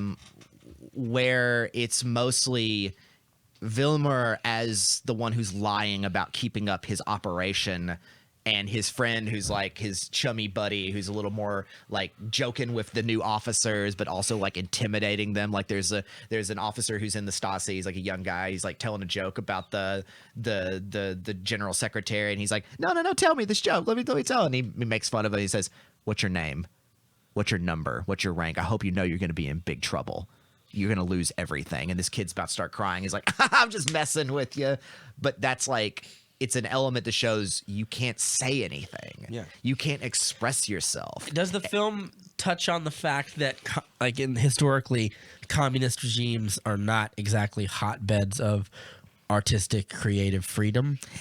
It is something that they mention, is that because, and there's one character that shows up every now and then who's kind of like blacklisted, left out, but doesn't care. He's just a punk. He's just kind of like a radical punk who's just like he's pointing at Draymond and saying, you're just a bigwig. You're just a sellout and a bigwig, and you do it to protect yourself, and you won't do anything controversial, and that's why people like our friend die. And that spurs him to take action. Yeah. And then for Krista Maria, who I wish there had been more of her agency, she ends up kind of being like the embattled woman, the kind of token of softness, like she doesn't get a lot of agency. She's having to be manipulated and abused by this cultural minister and it's like, if you don't do what we say, you'll never act again. Yeah, and she literally has like a sexual relationship with the cultural it's one that is very it's to save her kind and of Harvey herself, Weinstein. Yeah. Like my career depends on this. He's just, and it's very is reminiscent of the Me Too era with that, in the idea it's like, I control what you do for me, controls your success, because she's supposed to be this great actress that's popular all around, and he's this great writer that's all around, and then they both are agreeing like, we have to do something, because you see something interesting. At the beginning of the movie, you see him putting on a play. Mm-hmm. At the end of the movie, you see that play done in a different style that shows the changing of the times. Mm-hmm. So it's a setup and payoff to when before the wall fell and after the wall falls. What are the differences exactly? Like originally, it shows like a factory, and it's very historical. It looks like a turn of the century play, like a Heinrich Ibsen sort of thing, and then after the wall falls, it's very stylized, like very women modern. are just walking. It's like very surrealist, and there's and it's more like visual, and it shows that it's like art no longer has to be a celebration of the state. You know, it is just a celebration of loss in life and things like that. Interesting. And I'll leave one last thing about it. I forgot Uri. I can't remember the actor's name. He's the one who plays Wallner, and he died of cancer right after the film came out. Essentially, he was interviewed in saying like because his role in it is so like amazing. Like he does so little, but he's got such a look about himself that you'll never forget him. Like the look in his eyes, he's just so. It's like he could have been an actor who went on from there. He was already in his middle age, but. He had been a performer for a while, and they said, how did you do so well in playing a Stasi officer under these conditions? He's like, I just remembered. Yeah. He's like, I just remembered what it was like. Because he's like, after the wall fell, people could go and find documents if they were bugged and read all their documents and everything and who did it. And he found out that he was. You could read your own your own dossiers or whatever. Yeah, and that plays a plot point in the latter half of the movie. So it's a little slow. It's a little it paces kind of slowly. It's a little melodramatic at times, but it's a beautiful movie. It's perfectly made. The Lives of Others. That's my choice for drama. You're 2 for 2 so far, buddy. So for my next one, I'm gonna talk about, where is it here? I think I have my romance next. Yes. That's what I have. This one is not that old, and it's always a little. It's not popular to admit that you like romance movies, but there are a couple in my life that have gotten me pretty good. And also, romance is so interconnected with so many other genres too. Yeah, Like, but like there's Cold Mountain. If there's one thing that I dislike, I hate like bad romance movies where the conflict from the characters comes from some little misunderstanding, and then you have to rush to the airport to. Those are my least favorite kinds. But I like. And I know I can hear there's a woman listening right now like, how dare you? But my favorite romance movies are ones that feel very real and very earnest and get to the core of what relationships can actually be like. And then, if they're genre specific, you can add other elements. This one has another element. If you haven't seen it, it's with Domhnall Gleeson and Rachel McAdams. It's called About Time. I've heard of this one. I've not seen it, but I've heard people talk a lot about it. Give you the pitch. Every male in Domhnall Gleeson's family inherit the ability to travel backwards or forwards. No, I think just backwards in time. I think I think Bill Nighy, who plays his father, or Nighy, I don't know. Bill Nighy, who plays a great performance of his father, tells him I think he says something like, "Don't try going forward; it never turns out well." Go forward in time. And there's also a thing is that you can only go to events that you can only go back towards events that you've been at, but you can't go back and kill baby Hitler or something. He says, right. There's limitations to this ability. And there's a twist limitation that comes later, which I think actually makes the movie more interesting now. Because the rule is you can sort of go back as many times as you want to sort of get the best outcome of a situation to happen, essentially. Okay. And Domhnall Gleeson plays a very nice, sort of meek, shy. Margot Robbie's in the movie for a minute. She comes to stay at their house for a summer, and he's smitten with her. And he never sums up the courage to ask her out or something like that. Well, no, actually, he does do that when he discovers the time traveling power, but it still doesn't. Still doesn't happen. It's like, you should have asked me when I first came here. And then I think he does that and it still doesn't work. Yeah. So he's sort of like, the time traveling doesn't fix all your problems is kind of a recurring theme in the movie. It's not changing things that you think would be so easy. Like, if I just did this one thing, turned out not to solve everything. Yeah. And so what happens is, and also the scene where Bill Nighy tells him that we can time travel. He comes in and he sits down and he goes, people in our family, males, have the ability, and he goes, to time travel.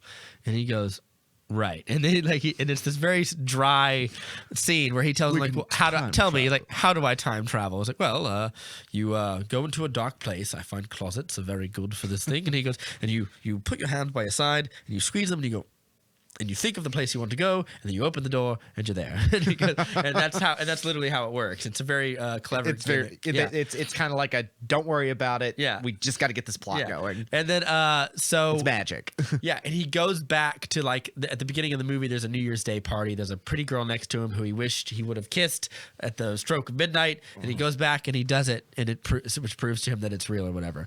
And then that's. So Domhnall Gleeson plays this very kind of shy, meek young man, wallflower kind of guy. Yeah, a little bit. It gets better as he gets sort of better and like more, not to say human, but he gets a little more comfortable with himself as the movie goes on. And what happens is he moves to London. He moves to like London, the big city or whatever, and he starts staying with the guy who plays Cutler Beckett from the Pirates of the Caribbean movies. I can't remember his name. I don't know. I can't remember the actor's name, but you know who I'm talking about. Sorta. I never really watched a lot of those Pirates movies. Oh, you're missing out. Yeah, no. At least on the first three. But he stays with him, and he's a playwright, and he's just mad at it. No one likes his plays, and he's getting bad reviews. He doesn't like it. And one day he's got a new play, and it's he said it's the premiere's tonight, so hopefully I'll get laid or something like that. And he comes out, and Domhnall Gleeson is out, and he goes to a blind date, like when it's literally blind. So they turn the lights off, and you sit in front of a person, and then you do. So like. It's just 5 minutes, 5 seconds of heaven or whatever.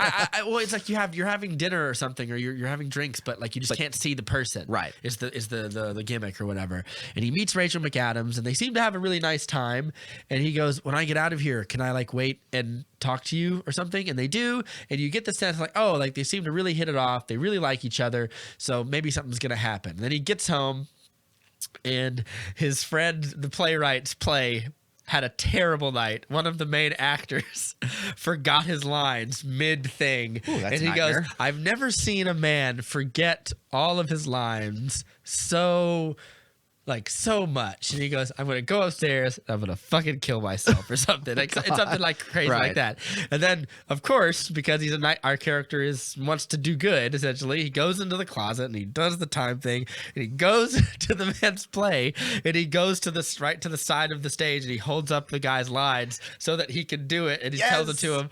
Oh, that's great. And Being from the acting world, I would love to have a guardian angel like that And sometimes it's because not- I forgot. and what makes it funny is it's the wrong guy. Oh no! And he goes there, and so when he goes back into the closet and Back to the Future, like the place still bobbed. And he was like, and he goes, "Well, I thought it was this guy." And he goes, "No, it was this fucker right here." And he goes back into the closet, does the same thing again, and it's I think it might have been Richard Griffiths again. He plays like a judge of the case or something, and he gives him his lines too, and it helps him. The play goes off well, and he goes straight to the guy's head, and like he drinks and stuff. It's a very funny performance. But this is kind of a way to show how these powers work before it gets into the meat of the story. But it does so at the expense of he is not able to meet Rachel McAdams' character. So what happens is he has to find another way to meet her.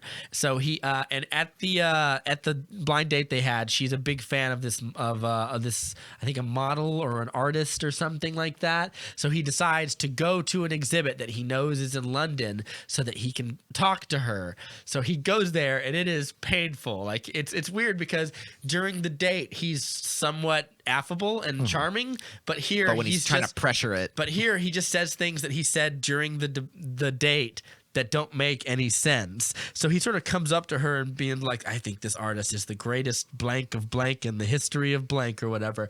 And she just goes, "Okay," and like walks away. And he goes, "Oh yeah, I don't have rapport with her now. I have to start over again." And it's very presumptuous because he just assumes that they have this history. right? And he's just anytime like, he starts over, he starts over. It's Yeah. like nothing's been built up beforehand. And eventually he has like he manages to get it to where like there's a weird awkward conversation happening, and he discovers she already has a boyfriend somehow at this because she was supposed to go to this blind date, but she already has a something boyfriend something happened because in between them. he missed like the day because he can't go back in time and undo it because if he does the play will go bad, and he wants his friend to have the good play. So what happens is he decides to go to the date the night that she meets her boyfriend or whatever. Who he meets earlier in the movie and he doesn't like, and he's very interested in their relationship. He's like, "Right, like what day did you guys meet?" And he goes, what time do you Like, where think y'all at?" met? And he goes, where was this party at? And then like he's just overly taking notes, he's like- overly nosy, and it's everyone is understanding or whatever. And then he goes back in time and he meets her there, and he manages to divert the situation, and he manages to, through sheer willpower, become her boyfriend. And it's a very nice, charming little movie. There's some really heartbreaking stuff that happens. He has a Oh, don't say it all. I do want to see the. he has a sister in the movie as well. Only the males can time travel. That's a Right. plot that will come up later. And there's a part in they get together. They're having a great relationship, and there's like some problems where his sister dates people that are, for lack of a better word, they're just like fuck ups. And one of them fucks up really bad. I think it's like a car crash that really hurts her. And there's a big twist. I don't know if I should tell you the twist now because it really I really ruins. just want to. I've been hearing a lot of people talk to me. Leave it at. I will, and it stops him from being able to go back past a certain point now. Right. And it's So it balances humor and lightness with the dangers of this kind of thing. I wouldn't even say dangerous. It raises stakes. It's basically one of those things where like, oh, Bill Nye, he probably should have told him about that. But I think I think I get why he doesn't to a degree. And there's a really heartwarming moment where, you ever seen The Time Traveler's Wife? You I seen that movie? remember it. I never saw it. There's a part where It's also a novel, I think. yeah, there's a part where theoretically somebody could be dead, but you could still time travel to see them, and he could time travel to see you, or something like that happens. And there's a really great moment with him and Bill Nye that happens with that, and it was I teared up a little bit. And it's funny because when you time travel, they never address this. They never address if it changes your features.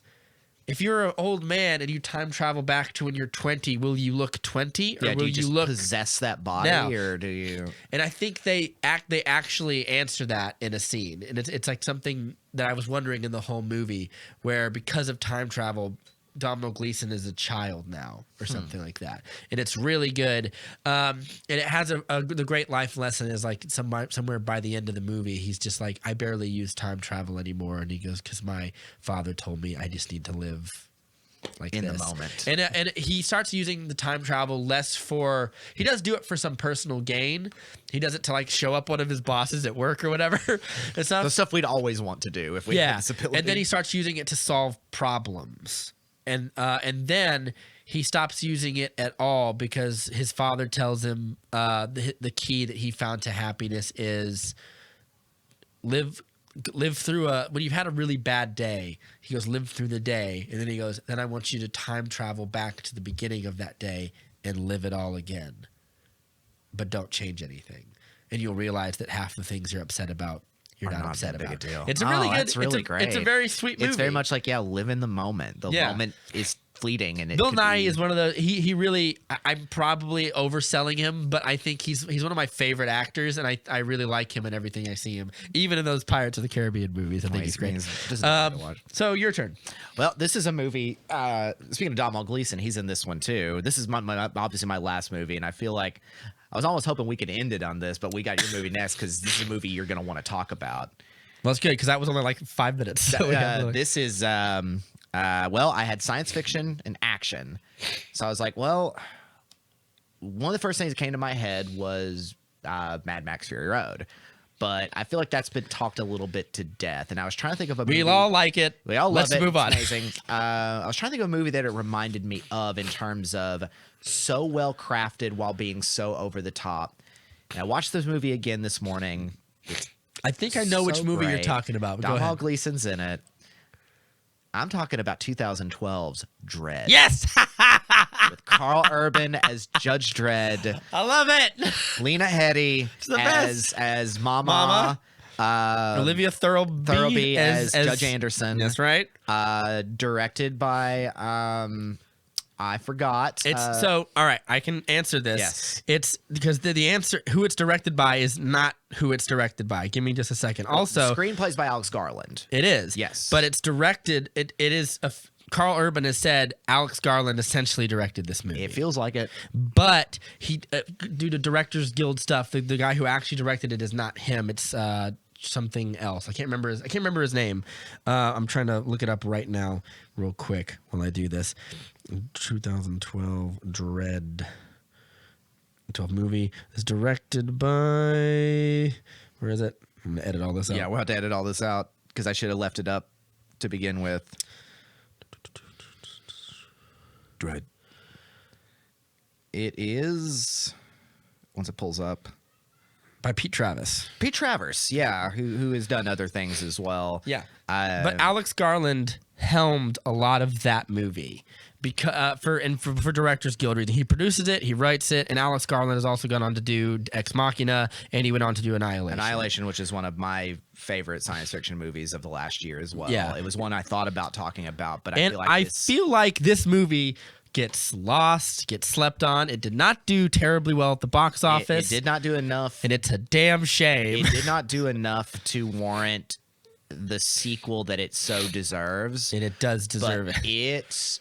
I remember it was by word of mouth a movie that earned its kind of framing as a low key classic, and and the reason why it reminds me of something like Mad Max Fury Road is that it's a very simple plot, Yes. in a very simple genre, done so extraordinarily well. Yeah. So the plot, obviously, of Dredd is it takes from the Judge Dredd comics, which is a British comic series. It's kind of a satire of American police sort of situation. Yeah, and I would say that the movie is a little less satirical than those comics are. Yeah, it's the definitely, movie is just really grim and brutal. Yeah, it's not satirical, but it does, for what it is, have a lot of subtext related to brutality. Yeah, it's a satire in the same way that you could watch Watchmen as a satire. Is, Or you can is that watch it's it critical? straightforward. It's critical of what it shows you, but it shows you in a very serious and real way. And it's definitely a huge departure from the, I guess, 1993 Sylvester Stallone, fresh off of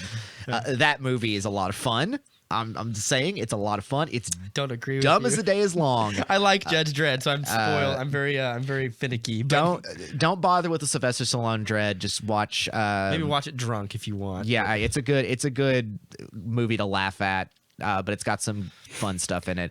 Just watch Demolition Man instead. Yeah. It's a way better movie. So this movie is about, and there's a big city called Mega City One, and It opens with the narration. It's Carl Urban in a pretty decent American accent. Oh, it's a great American, American accent. accent. And And he's like- it's not the accent that he said it was hard for him. It's the deep voice and the constant he doesn't scowl have that he voice. wears. No. Judge, or me and my friends, we watched it, called him Judge Frowny Face. Yeah, but it works, It bro. works. His so good. His Mega City One is apparently everywhere from Boston to Washington D.C. Yeah, America is an irradiated wasteland, and it's an everyone lives in irradiated these giant. city, and- Yeah, they live in these giant cities with these giant mega structures that are like 3 times the size of the Empire State Building, and they're like small cities inside of them and stuff, and they are trapped in there for like 90 minutes of the movie, and that's their goal is to get from the bottom to the top and kill the crime lord, which is played by Lena Headey. It is. When I watched it, and what a lot of people said is it almost feels like the plot of a John Carpenter movie, where it is literally just inciting incident, plot, point A, point B. This movie was ahead of its time and it was like the first guy off the boat in Saving Private Ryan just got shot through the head. This movie took a hit for other movies that would come later that would be critically lauded. Dredd had to run so other movies could walk or crawl. Or walk so other movies could run or whatever. But the question is, I have immediately, and you might remember this, Raid Redemption, which came first? Did Raid Redemption come first? Raid Redemption, then Raid 2. Okay, because Did it come first then Raid? Dredd. The Dredd, I think Dredd came first, and then the Raid came. Because I feel like later. Raid inspired this movie in a big way. Yeah. It depends on which came first. Yeah, but this movie, yeah, definitely. It could be. I think the Raid came after it, but I could This be is wrong. 2012. I'm just taking a moment to find out because I think the two.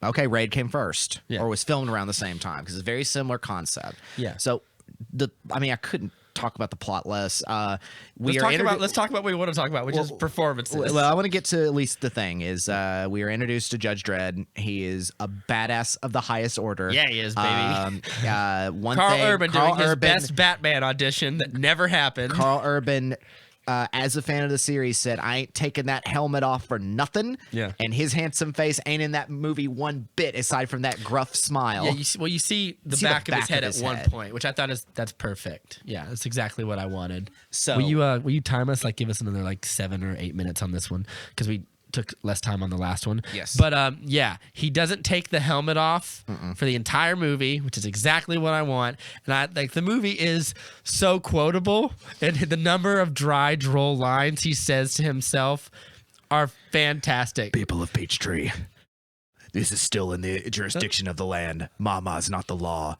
I am the law. My favorite one is he's talking to Lena Headey. He goes, "Mama, if you're listening, judgment time." And I was like, "Yes, bitch. Let's go." But one of the things is this movie could have been way cornier, but it is played so straight. Exactly. But and even his jokes this is exactly my point. Even when Anderson's like, "I grew up in a place like this," and he goes, "I want to help these people," he just looks at her like this and goes, "Admirable." Yeah. It's almost like a demerit. Admirable. The number of those lines that he has in that movie are great. And when the part where How much does it cost for a judge these days? It's not a lot. It's not much. my favorite one is when he's killing all those corrupt judges in the movie. Each time he kills one, he goes like three-way split. Two-way split. Two-way. And, So I gotta do some more because there's some extra great lines. There's a part where Anderson, who has psychic abilities, that's one of the things that should be brought up is cool female lead sidekick. First job, take care of this kid, 21-year-old, failed all of her exams, but she's psychic because she was radiated. Take her on a mission to Peachtree that has been taken over by the Mama clan after they skinned a couple of dudes. Now find out what went wrong. Her first day on the job, just a day in the life of Judge Dredd. Movie go. It's great. She is psychic and read minds, which is not talked about too much, but doesn't need to be. Yeah, that's what's great. You don't need this too much. Well, it works. just comes in the opening. The America's an irradiated wasteland. Right. I love the part where she's like, she got a 49 out of the 50 on the test or whatever, and she's like, she's in the margin of error, and he goes, like, it's a marginal fail, and he goes, it's not marginal, she failed. And I was like, I love it. Doing in a uniform. And my favorite part is when they're going into the first, they're going to like get one of the. They blow into the first room they go into, and they steal the guy, and they carry him with them for a while. And he is and you see the slow-mo for the first time, which also a great visual use of that too. Very smart, because the movie was originally Dredd 3D, and it was pressed as a 3D film, which it is, and it is a 3D film. But one of the things that Garland in particular made so clever about this is they have a future drug called slow-mo that slows the movie down and turns it into almost this art film, like this violence art film, where like if guys get shot in the jaw, you just see this blood, and gross. it's so violent and horrible, but at the same time dreamy and weird and beautiful. It's a great looking movie, and it's great. That's part of why it still works when so well. There's a part when they're about to go through that door, and she forgot her helmet, and he's like, "Oh yeah," he goes, "You forgot your helmet, rookie." And he goes, she goes like, "Oh, it'll interfere with my psychic abilities." And he goes, "He's like, I think a bullet might interfere to the more." And he's got so many great lines, and he's such a fucking hard ass. Yeah. Like, I love it. And they're doing a TV show called Dredd Mega City 1, where he is supposed to come back as Judge Dredd for a few episodes. I will watch the shit out of that show. And when the what was another one that I'm thinking? I'm trying to think of some other great ones. There's a part where the main corrupt judge has him. He's been shot, and he's gonna tells him wait, and he just goes, has this villain monologue. And he goes, wait. It's like, I never thought the mighty Judge Dredd would be such now a you're pussy at the end to of a make gun. me wait. And he goes, what do you want me to wait for? You want me to make it easier for you? And he goes, no. Wait for her to shoot you. And he just gets riddled with bullets. He just pops him. Waiting for her to shoot and he's dead. And there's a nice little rapport that they have together. Whereas if he gets, there's a part earlier in the movie when he asks her, like, "You ready?" And he goes, she's like, "Yeah." It's halfway through the movie. She finally says, "Yeah, you look ready." Yeah, and the first time he does it, she goes, "Yeah," and he goes, "You don't look ready." And the second time he does it, he goes, "Are you ready?" She goes, "Yeah," and he goes, "You look ready." And I was like, "Yeah." This is after an entire floor has been wiped out by a future minigun. Yeah. They've been hunted by corrupt judges. Another thing I love about this movie real quick that sold it to me is the escalation of things as they get higher up. They go floor by floor. At first, it's just a bunch of random thugs. Then it's hardline weapons. And then they hire straight up judges to come after them until you get to the boss at the top. So it's like it's like you can imagine Dredd the Super Nintendo game playing similar to this. Yeah. And I another one that's really good is it's hard to make action with guns as intense and enjoyable as it's a fight sequence. So percussive. There's a part where first of all, that gun it's like, and because you've got all this slow-mo and everything, there's always like poo, and then there's a part where it shoots a fat dude, and it is and fun. His belly just jiggles and everything. There's a part when he's walking up a small staircase, and there's a bunch of gas, and he's just and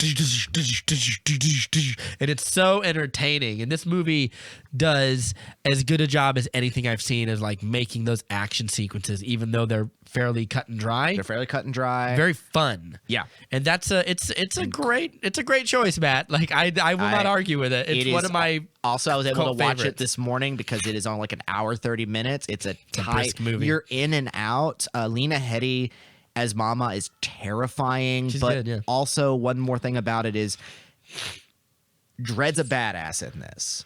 everybody's like over the top and everything, there's still an underlying current that they are all victims of this world. Like Mama was a former prostitute who was abused by her pimp, and she killed him and then took over, and she thrives on violence. But you get the idea that it's like she's just a victim of a society that led her this way, and because the judge, jury, and execution of the justice of the Justice Society, or what it is like, no, we make the laws, we decide. Like at the very beginning of the movie, you see a bunch of like crooks driving around in a van, and they're like, it's the judge is on basically us. it's cynical in the sense that it basically gives like a super hardcore police brutality apologizer person the exact society they would need to justify that level of violence. Because you get this thing where it's like the city is corrupt and disgusting, and the only thing keeping balance are the judges, and it's like, but the judges may also be making things worse and can be bought out. And he's a propaganda machine. He's a guy that believes the hype Yeah. about his job and stuff. Calling it back to But the lives of others, he's kind of like that. I will say this: there are opportunities in this movie where he could do something immoral, but chooses not to. So there's two kids. When Mama puts the hit out on him and Anderson, these two kids get the drop on him. I love this. And they point the guns at him, and he goes, "Drop out!" And he goes, and it's a great clever thing from him, because he goes like, "You're not gonna shoot me," and he goes, "Yeah, I will," and he goes, "Not with the safety on." And the kid checks, and the kid checks, and he quickly tucks and rolls, pulls his gun, yells, "Stud!" And well, one of the things saves the kids by studying them. He instead also of killing says them. body bags or juve cubes, your call. Yeah. And it's like he's like, I'm not gonna kill these kids because they don't know what they're doing, but like, don't get in my way. Yeah. Also, the guy that they carry along, I can't remember the character's name or the actor's name, but the guy who is part of Mama's clan, he's really good in it too, because he's in the movie for quite a while, and you see a lot of like the antagonistic psychic back and forth between him and Anderson. Those are pretty good, yeah. And he does a good performance. The part where she makes him piss himself is pretty good. There's a one part where you get to see an evolution of her power, which is she's able to go into his mind and bring him into a space where she can control it in a way. And it's really There's cool. another great joke with him when they're in the elevator, and she goes, "Sir, he's thinking about going for your gun." And then she goes, the little effect that says she's using her mind. And then she goes, "He changed his mind." And then he goes, no, what happened? This is the full joke. Is he goes, "Sir, he's thinking about grabbing your gun." And he just goes, "Yeah." And then she goes, "No, he changed his mind." He goes, "Yeah." And I was like, yeah, he did. There's a great moment at the beginning of this movie where he goes, they're chasing down some guy in a car, and he kills some people, and he takes a hostage. At the beginning of the movie, he follows the guy into like the mall or wherever he's at. Yeah, everything's And he goes, escalated into and he goes, you're under arrest for the distribution of narcotics and the death of 2 civilians. And he goes, "I'm licensed to give you 10 years in ISO." And he goes, "Is that your version of a negotiation?" And then he goes, it's what he goes. "If you comply." He's like, for this and this, I'll give you life without parole. Yeah, and he's like, what kind of negotiation is that? The only other one is death. And he's like so stunned. It's like, you've got nothing to play, which also calls into like, what is this justice system if he's given him no option? And then he's like, "Your move, hot shot." And it fires a flash grenade into his mouth, and his head just pops like a nuclear bomb. It's so good. It's a great movie, man. Yeah. It's a crying shame we never got that sequel, because Urban wanted to do it, and it really cemented him as like, even in movies where I don't like Doom, but I love Carl Urban in Doom. Carl Urban is I mean, it's like I said, it's the he's best an actor I love seeing. He's great in The Boys. Like, yes, is the best Batman performance not in a Batman movie is this movie. And he doesn't really have to good. do much. I mean, that outfit is great. The helmet's great. It doesn't look silly. It's right on the edge. It's perfectly balanced between realism and pulpy. comic bookiness. Yeah. And the tone that. Considering that Garland went on to do such great work like Ex Machina and Annihilation. Yeah. He wanted to do one too, and he was just like, the money just may not be there. I think he wanted to do the one with the Judge Death and like go really sci-fi and over the top with it, which would have been so metal. Yeah, it is. That's it, isn't it? That's a metal movie. Dread 2012. Watch it. It's awesome. It is. If you haven't seen it, or if you're squeamish, it's worth the blood and gore for a kick-ass action movie. Yep. All right. My last one is wrap it up. an epic. Epic. You have already talked about this one again, but I really wanted to take the opportunity to do it. So reset. So this movie, and I will make an argument for both versions of this movie because there's three versions actually, but I will make an argument for the theatrical version as well as its director's cut, as well as its roadshow cut is Kingdom of Heaven. Kingdom of Heaven by Ridley Scott. That's right. His epic follow-up essentially to Gladiator. It is in that middle period of his career where he was churning out a couple stinkers. He did like a good year with Russell Crowe that a lot of people didn't like. He did what the one with Leo DiCaprio and Russell Crowe where he's really fat and it's Body of Lies or something. Body of Lies. Did he also do No, I'm thinking of Tony Scott was the one that did the Gene Hackman, Will Smith, yeah, but that was like the 90s. The Net, I think. Yeah, maybe. Yeah, Ridley Scott didn't do that one. But like I feel like this is another one that's like, I don't think it's maligned. I think people largely like it, especially the director's cuts. The director's cut is the one that I think is a genuine masterpiece. Yeah. Like I think it is one of the great historical epics. I can make an argument for why I think the theatrical cut is still good and should be watched, but like this is that's obviously the preferred version, but either way it doesn't. We'll talk about both of them, but like this movie's great. This Anyway, movie gets forgotten a lot, and I think it's a great example of like when Ridley Scott is firing on all cylinders, he can create like immersive worlds. One, it's a great quotable movie. There's some great lines in this movie. It has been a while since I've seen it, and it's an investment to watch it. But I would argue that it's worth it if you want a good time. Yeah. And it's got a fantastic score by Harry Gregson Williams, one of my favorite scores ever in an epic. Such a good. I'm playing Metal Gear Solid 3: The Snake Eater, yeah. and he does the score for that one too. Yeah, he does. He's done all those movies actually. That was one of his first gigs. Yeah. He did Metal Gear Solid 2 and on. Yeah, worked with Kojima. And he's it's really good. It's a great use of old archaic instruments to make the score sound old.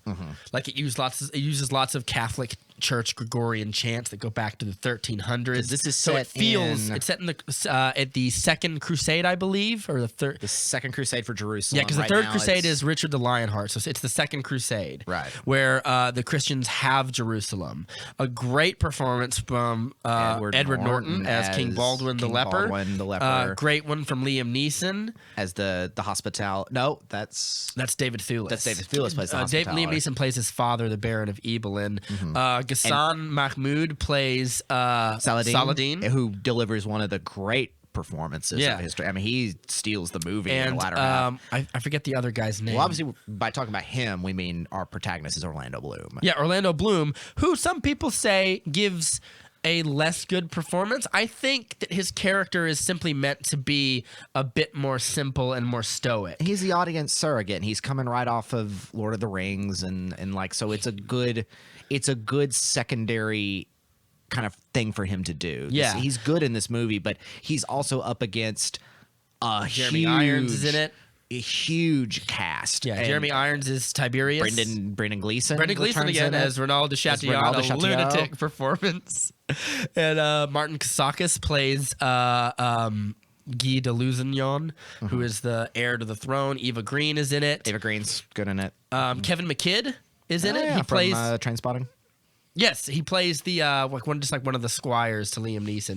He's gone really quick, but he has a really great action sequence. Yeah, because there's a lot of characters in the first half of the movie that never show up again. There's a lot of characters in the latter half of the movie. Nikolai Coster-Waldau. He shows up and his head is cracked open by Liam Neeson. Because he's part of originally it's like Liam Neeson and his crew are heading through Germany, essentially heading to. He went home to get Orlando Bloom. Yes. And then go back to Jerusalem. But while they're doing it, they're like attacked by barbarians and things like that. Well, what happened is Orlando Bloom kills Michael Sheen, his brother. That's right. because he took his brother's wife's necklace after he cut her head off and put her in the ground for being a suicide. Oh yeah. that happens in the beginning. There's a lot that happens in this movie. Yeah, and that's I would argue that's almost irrelevant. You almost don't even need that scene. It's but an like, inciting incident to get us to the Middle East. Let's talk about the stuff that I want to. I don't want to Yes. spend too much long on this because we're going to wrap it up here soon. But the action in this movie is some of my favorite. It's my favorite, like, aside from a movie like 300, which is more like stylized or something like that. This is clean, gritty, brutal swords and shields while action. still having Ridley Scott's aesthetic, but Yes. it's still And like I remember seeing the trailers for this movie, and there's like the battle at Karak where the cavalry engulfs their cavalry. It was such a huge cinematic scene at the time. I was blown away by it. This is coming off him doing Gladiator, where all the battles, Yeah. aside from at the beginning, are intimate, tight. Yeah, this is the period where one-on-one Ridley kinda Scott was guys. only doing like Sword he and was doing sandals. like epics, the opposite of sci-fi, essentially real things that happened a long time ago, as opposed to not real things that happen in the future. And there's some great, first of all, there's some great lines in here. There's some great sort of, for lack of a better word, like moralizing. Whereas there's a line where There's Orlando. a great line about Jerusalem itself. I remember towards the end of the movie. Yeah. that Saladin gives, but Yeah, and he asks him, "What is Jerusalem worth?" And he goes, "Nothing." Nothing. And then he goes, "Or everything." everything. No, it's Yeah. like, nothing. Everything. Yeah. It's so good. Yeah. Okay, keep going. And there's Really a gave me line chills. earlier in this movie. There's a line in Orlando Bloom's stable when he's fixing their horses and stuff, and he goes, "What does that say?" And he goes, "What man is a man who doesn't try to make the world better?" And I think there's a theme in the movie about Orlando Bloom wanting to be a perfect knight. Like that's one thing his father imparts on him is like, "You are of my house, which means you will serve the king of Jerusalem, and that your job is to." And the king tells him just to defend the helpless, and perhaps one day, it's another great line, "When I am helpless, you will come and protect me."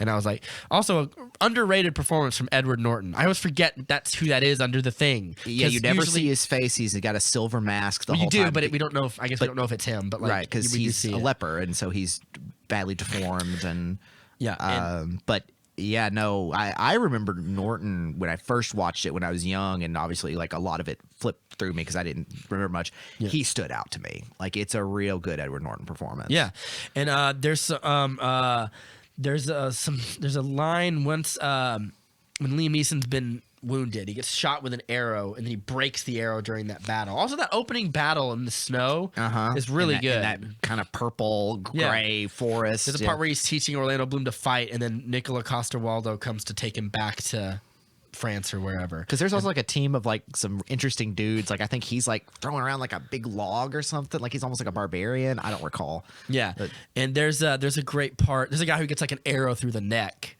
and then he fights He still with the keeps arrow fights in it his with neck, it, and yeah. it's real badass. There's some great. There's a great part where there's a part where Liam Neeson tells him to basically fuck off, and he goes, "Whoever dies here today," and he goes, "You will surely be among them." And I was like, "It's real badass, That's a man." good intimidation right there. And there's so eventually there's the scene where he makes Orlando Bloom a knight that I think is really great. And again, the score does a lot of heavy lifting for this movie because there's a part where he says, "Be brave and upright that God may love thee.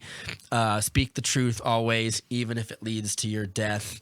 And he goes, "Safeguard the helpless and do no wrong." He goes, "That is your oath." And he gives him the ring, he gives him the sword, and then he backhands him across the face. And he goes, backhands him across "That's the so face. you remember it." Right. And then he's falling over. And it teared me up a little bit.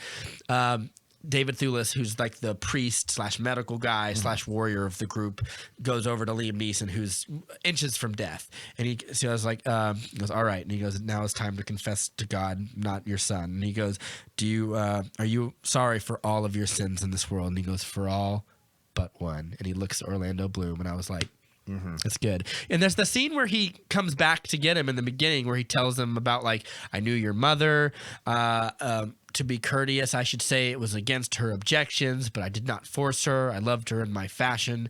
Bailey, and I'm your father." And he goes, "And I have forgiveness to ask of you." And that's like a theme in the movie that I've discovered is like Orlando Bloom's wife killed herself and he wants to get her into heaven. And there's a lot of really great emotional beats, to say nothing of the action or the epic feel or the When score it's or also any of that stuff. so particular of the era, like the Holy Roman Empire Yes. era, that it's like this is so related to religiosity and faith and grace and holiness and Yeah, standing up there's for a a- holy cause. And there's everything. it really juxtaposes like those two views of like there are people who are like fighting for the Pope. There's a guy who says as they're going to the camp, it's the first time we meet after Liam Neeson's hurt, we meet Guy de Lusignan, and he goes, "Who is this?" And he goes, "Like, this is my son. I brought him with me." And he goes, "Had I fought you when you were still old enough to make bastards or whatever?" And he goes, "I knew your mother when she was making hers. Fortunately, you're too old to be one of mine or whatever." Which is a great line, first of all. And he leaves him there.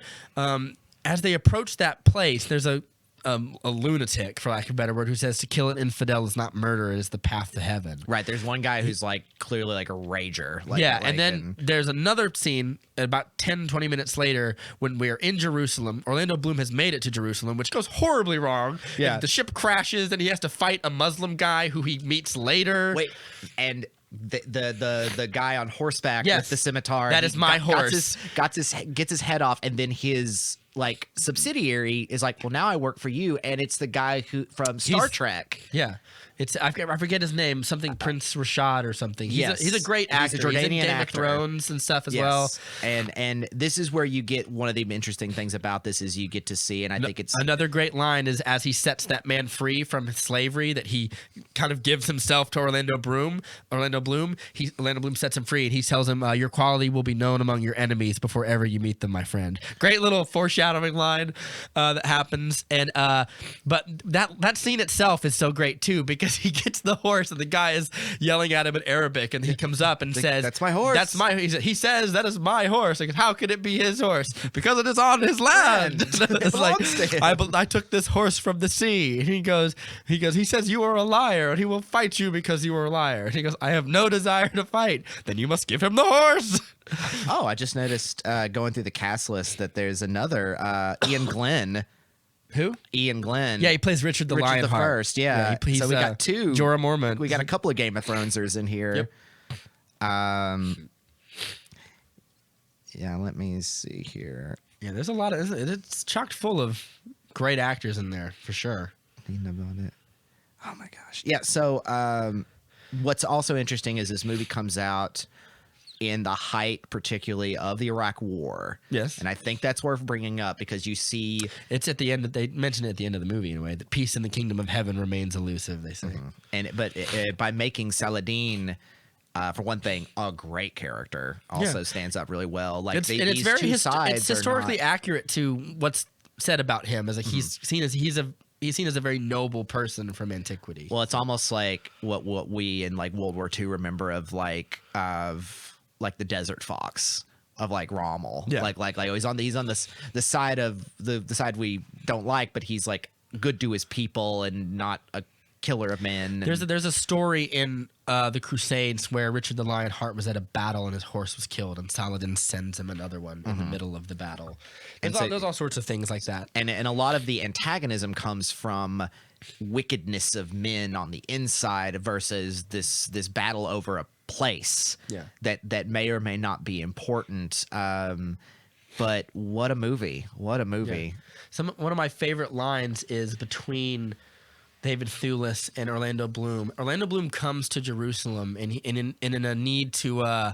It's a very nice scene, and I feel like people sleep on his acting in the movie. But he goes up to Golgotha. He goes to the hill where Christ died. Right, the And place he- of the skull. Yeah, and he asks God what he wants from him, and he says God said nothing to him. He takes the necklace that his wife had and he buries it, and he says, "How can you be in hell when you're in my heart?"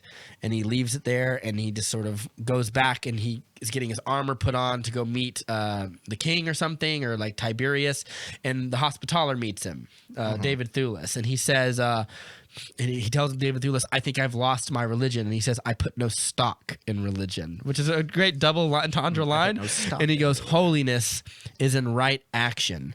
And he goes, "And in defending those who cannot defend themselves, and that by what you believe every day, you will be a good man or not. Because what God desires, truly desires, is here. He touches his head, and here, and he touches the symbol of the King of Jerusalem or whatever. It's a great line, and he is supposed to be our antithesis to people like Guy de Lusignan, or that guy raging about killing infidels. Because they get their comeuppance from their lack of humility. Yeah, Brendan Gleeson gets brutally murdered. Yeah, by Saladin just was like, because he kills his sister. Yes, and then he cuts his head off essentially. And I love that scene because that scene really happened where he offers ice water to Guy de Lusignan, and he doesn't want it because he doesn't want to be seen as less than Saladin for taking his hospitality. So he gives it to Brendan Gleeson, who smugly says, "I drink water for what it is," and he drinks it, and he goes, "I didn't give the cup to you." And then a guy comes over and like takes his sword out and offers it to Saladin, and then he kind of just turns around, and he grabs his knife and just slits his throat. Yeah, and I was like, felt so good. Yeah, because they're and it's a great movie, and it's a solid epic. It's got some great battles. That battle at Jerusalem is the very end. Yeah, there's a couple like leading up to it, and they're all of course based on events that have actually happened. This is at the end of this crusade before the last one. Yeah. It's a half and half on historical accuracy. There's some things that do happen, some things that don't. Yeah, it's an era that's not discussed a lot because obviously the only thing comes to mind in popular culture and popular pop fiction is like Robin Hood takes place around the time of the Crusades, but it's not focused on that much. It's like what's going on at home. Yeah. So this is probably one of the greatest films about the Crusader era of like probably the Holy best Roman one. Empire. I can't think of another one. Yeah. Most of them all have to take place around it. But this is it's one of my favorite epics, and it gets lost a lot. The theatrical cut is not as good as the director's cuts and stuff. They're also like longer, like 30 minutes plus or something. But I could talk about it for days. But I think we've reached the end of our episode. I don't have any other. We'll have another one of these where there's plenty more genres to go through. Foreign films. This was a good horror. This was a good fun episode to share some unique choices and some to fill the time, keep you guys entertained with what we've got to offer. Absolutely. So we talked about 6 really good movies today. Yeah, I think they're all worthy, and I think I'll definitely check out some of yours. Maybe you'll check out About Time because you've seen the other two that I said. And this has been The Movie Date with Rob and Matt, a podcast for people who like movies but don't want to be too smug about it. And we will see you guys next time. Please subscribe to the YouTube channel. Follow us on Facebook. And we'll be episode on Knives Out is back. It's back up and running. Justice. Our Facebook page has just been kind of dusted off and revamped. Yep. And so please be sure to like and follow us on there as well. Also, we were on the Podbean app. I'm going to be getting the rest of our episodes uploaded to the Podbean app. Very good. In the next few days. So, thank you guys for watching, listening, both of those things. Bye. All right. Have a good one.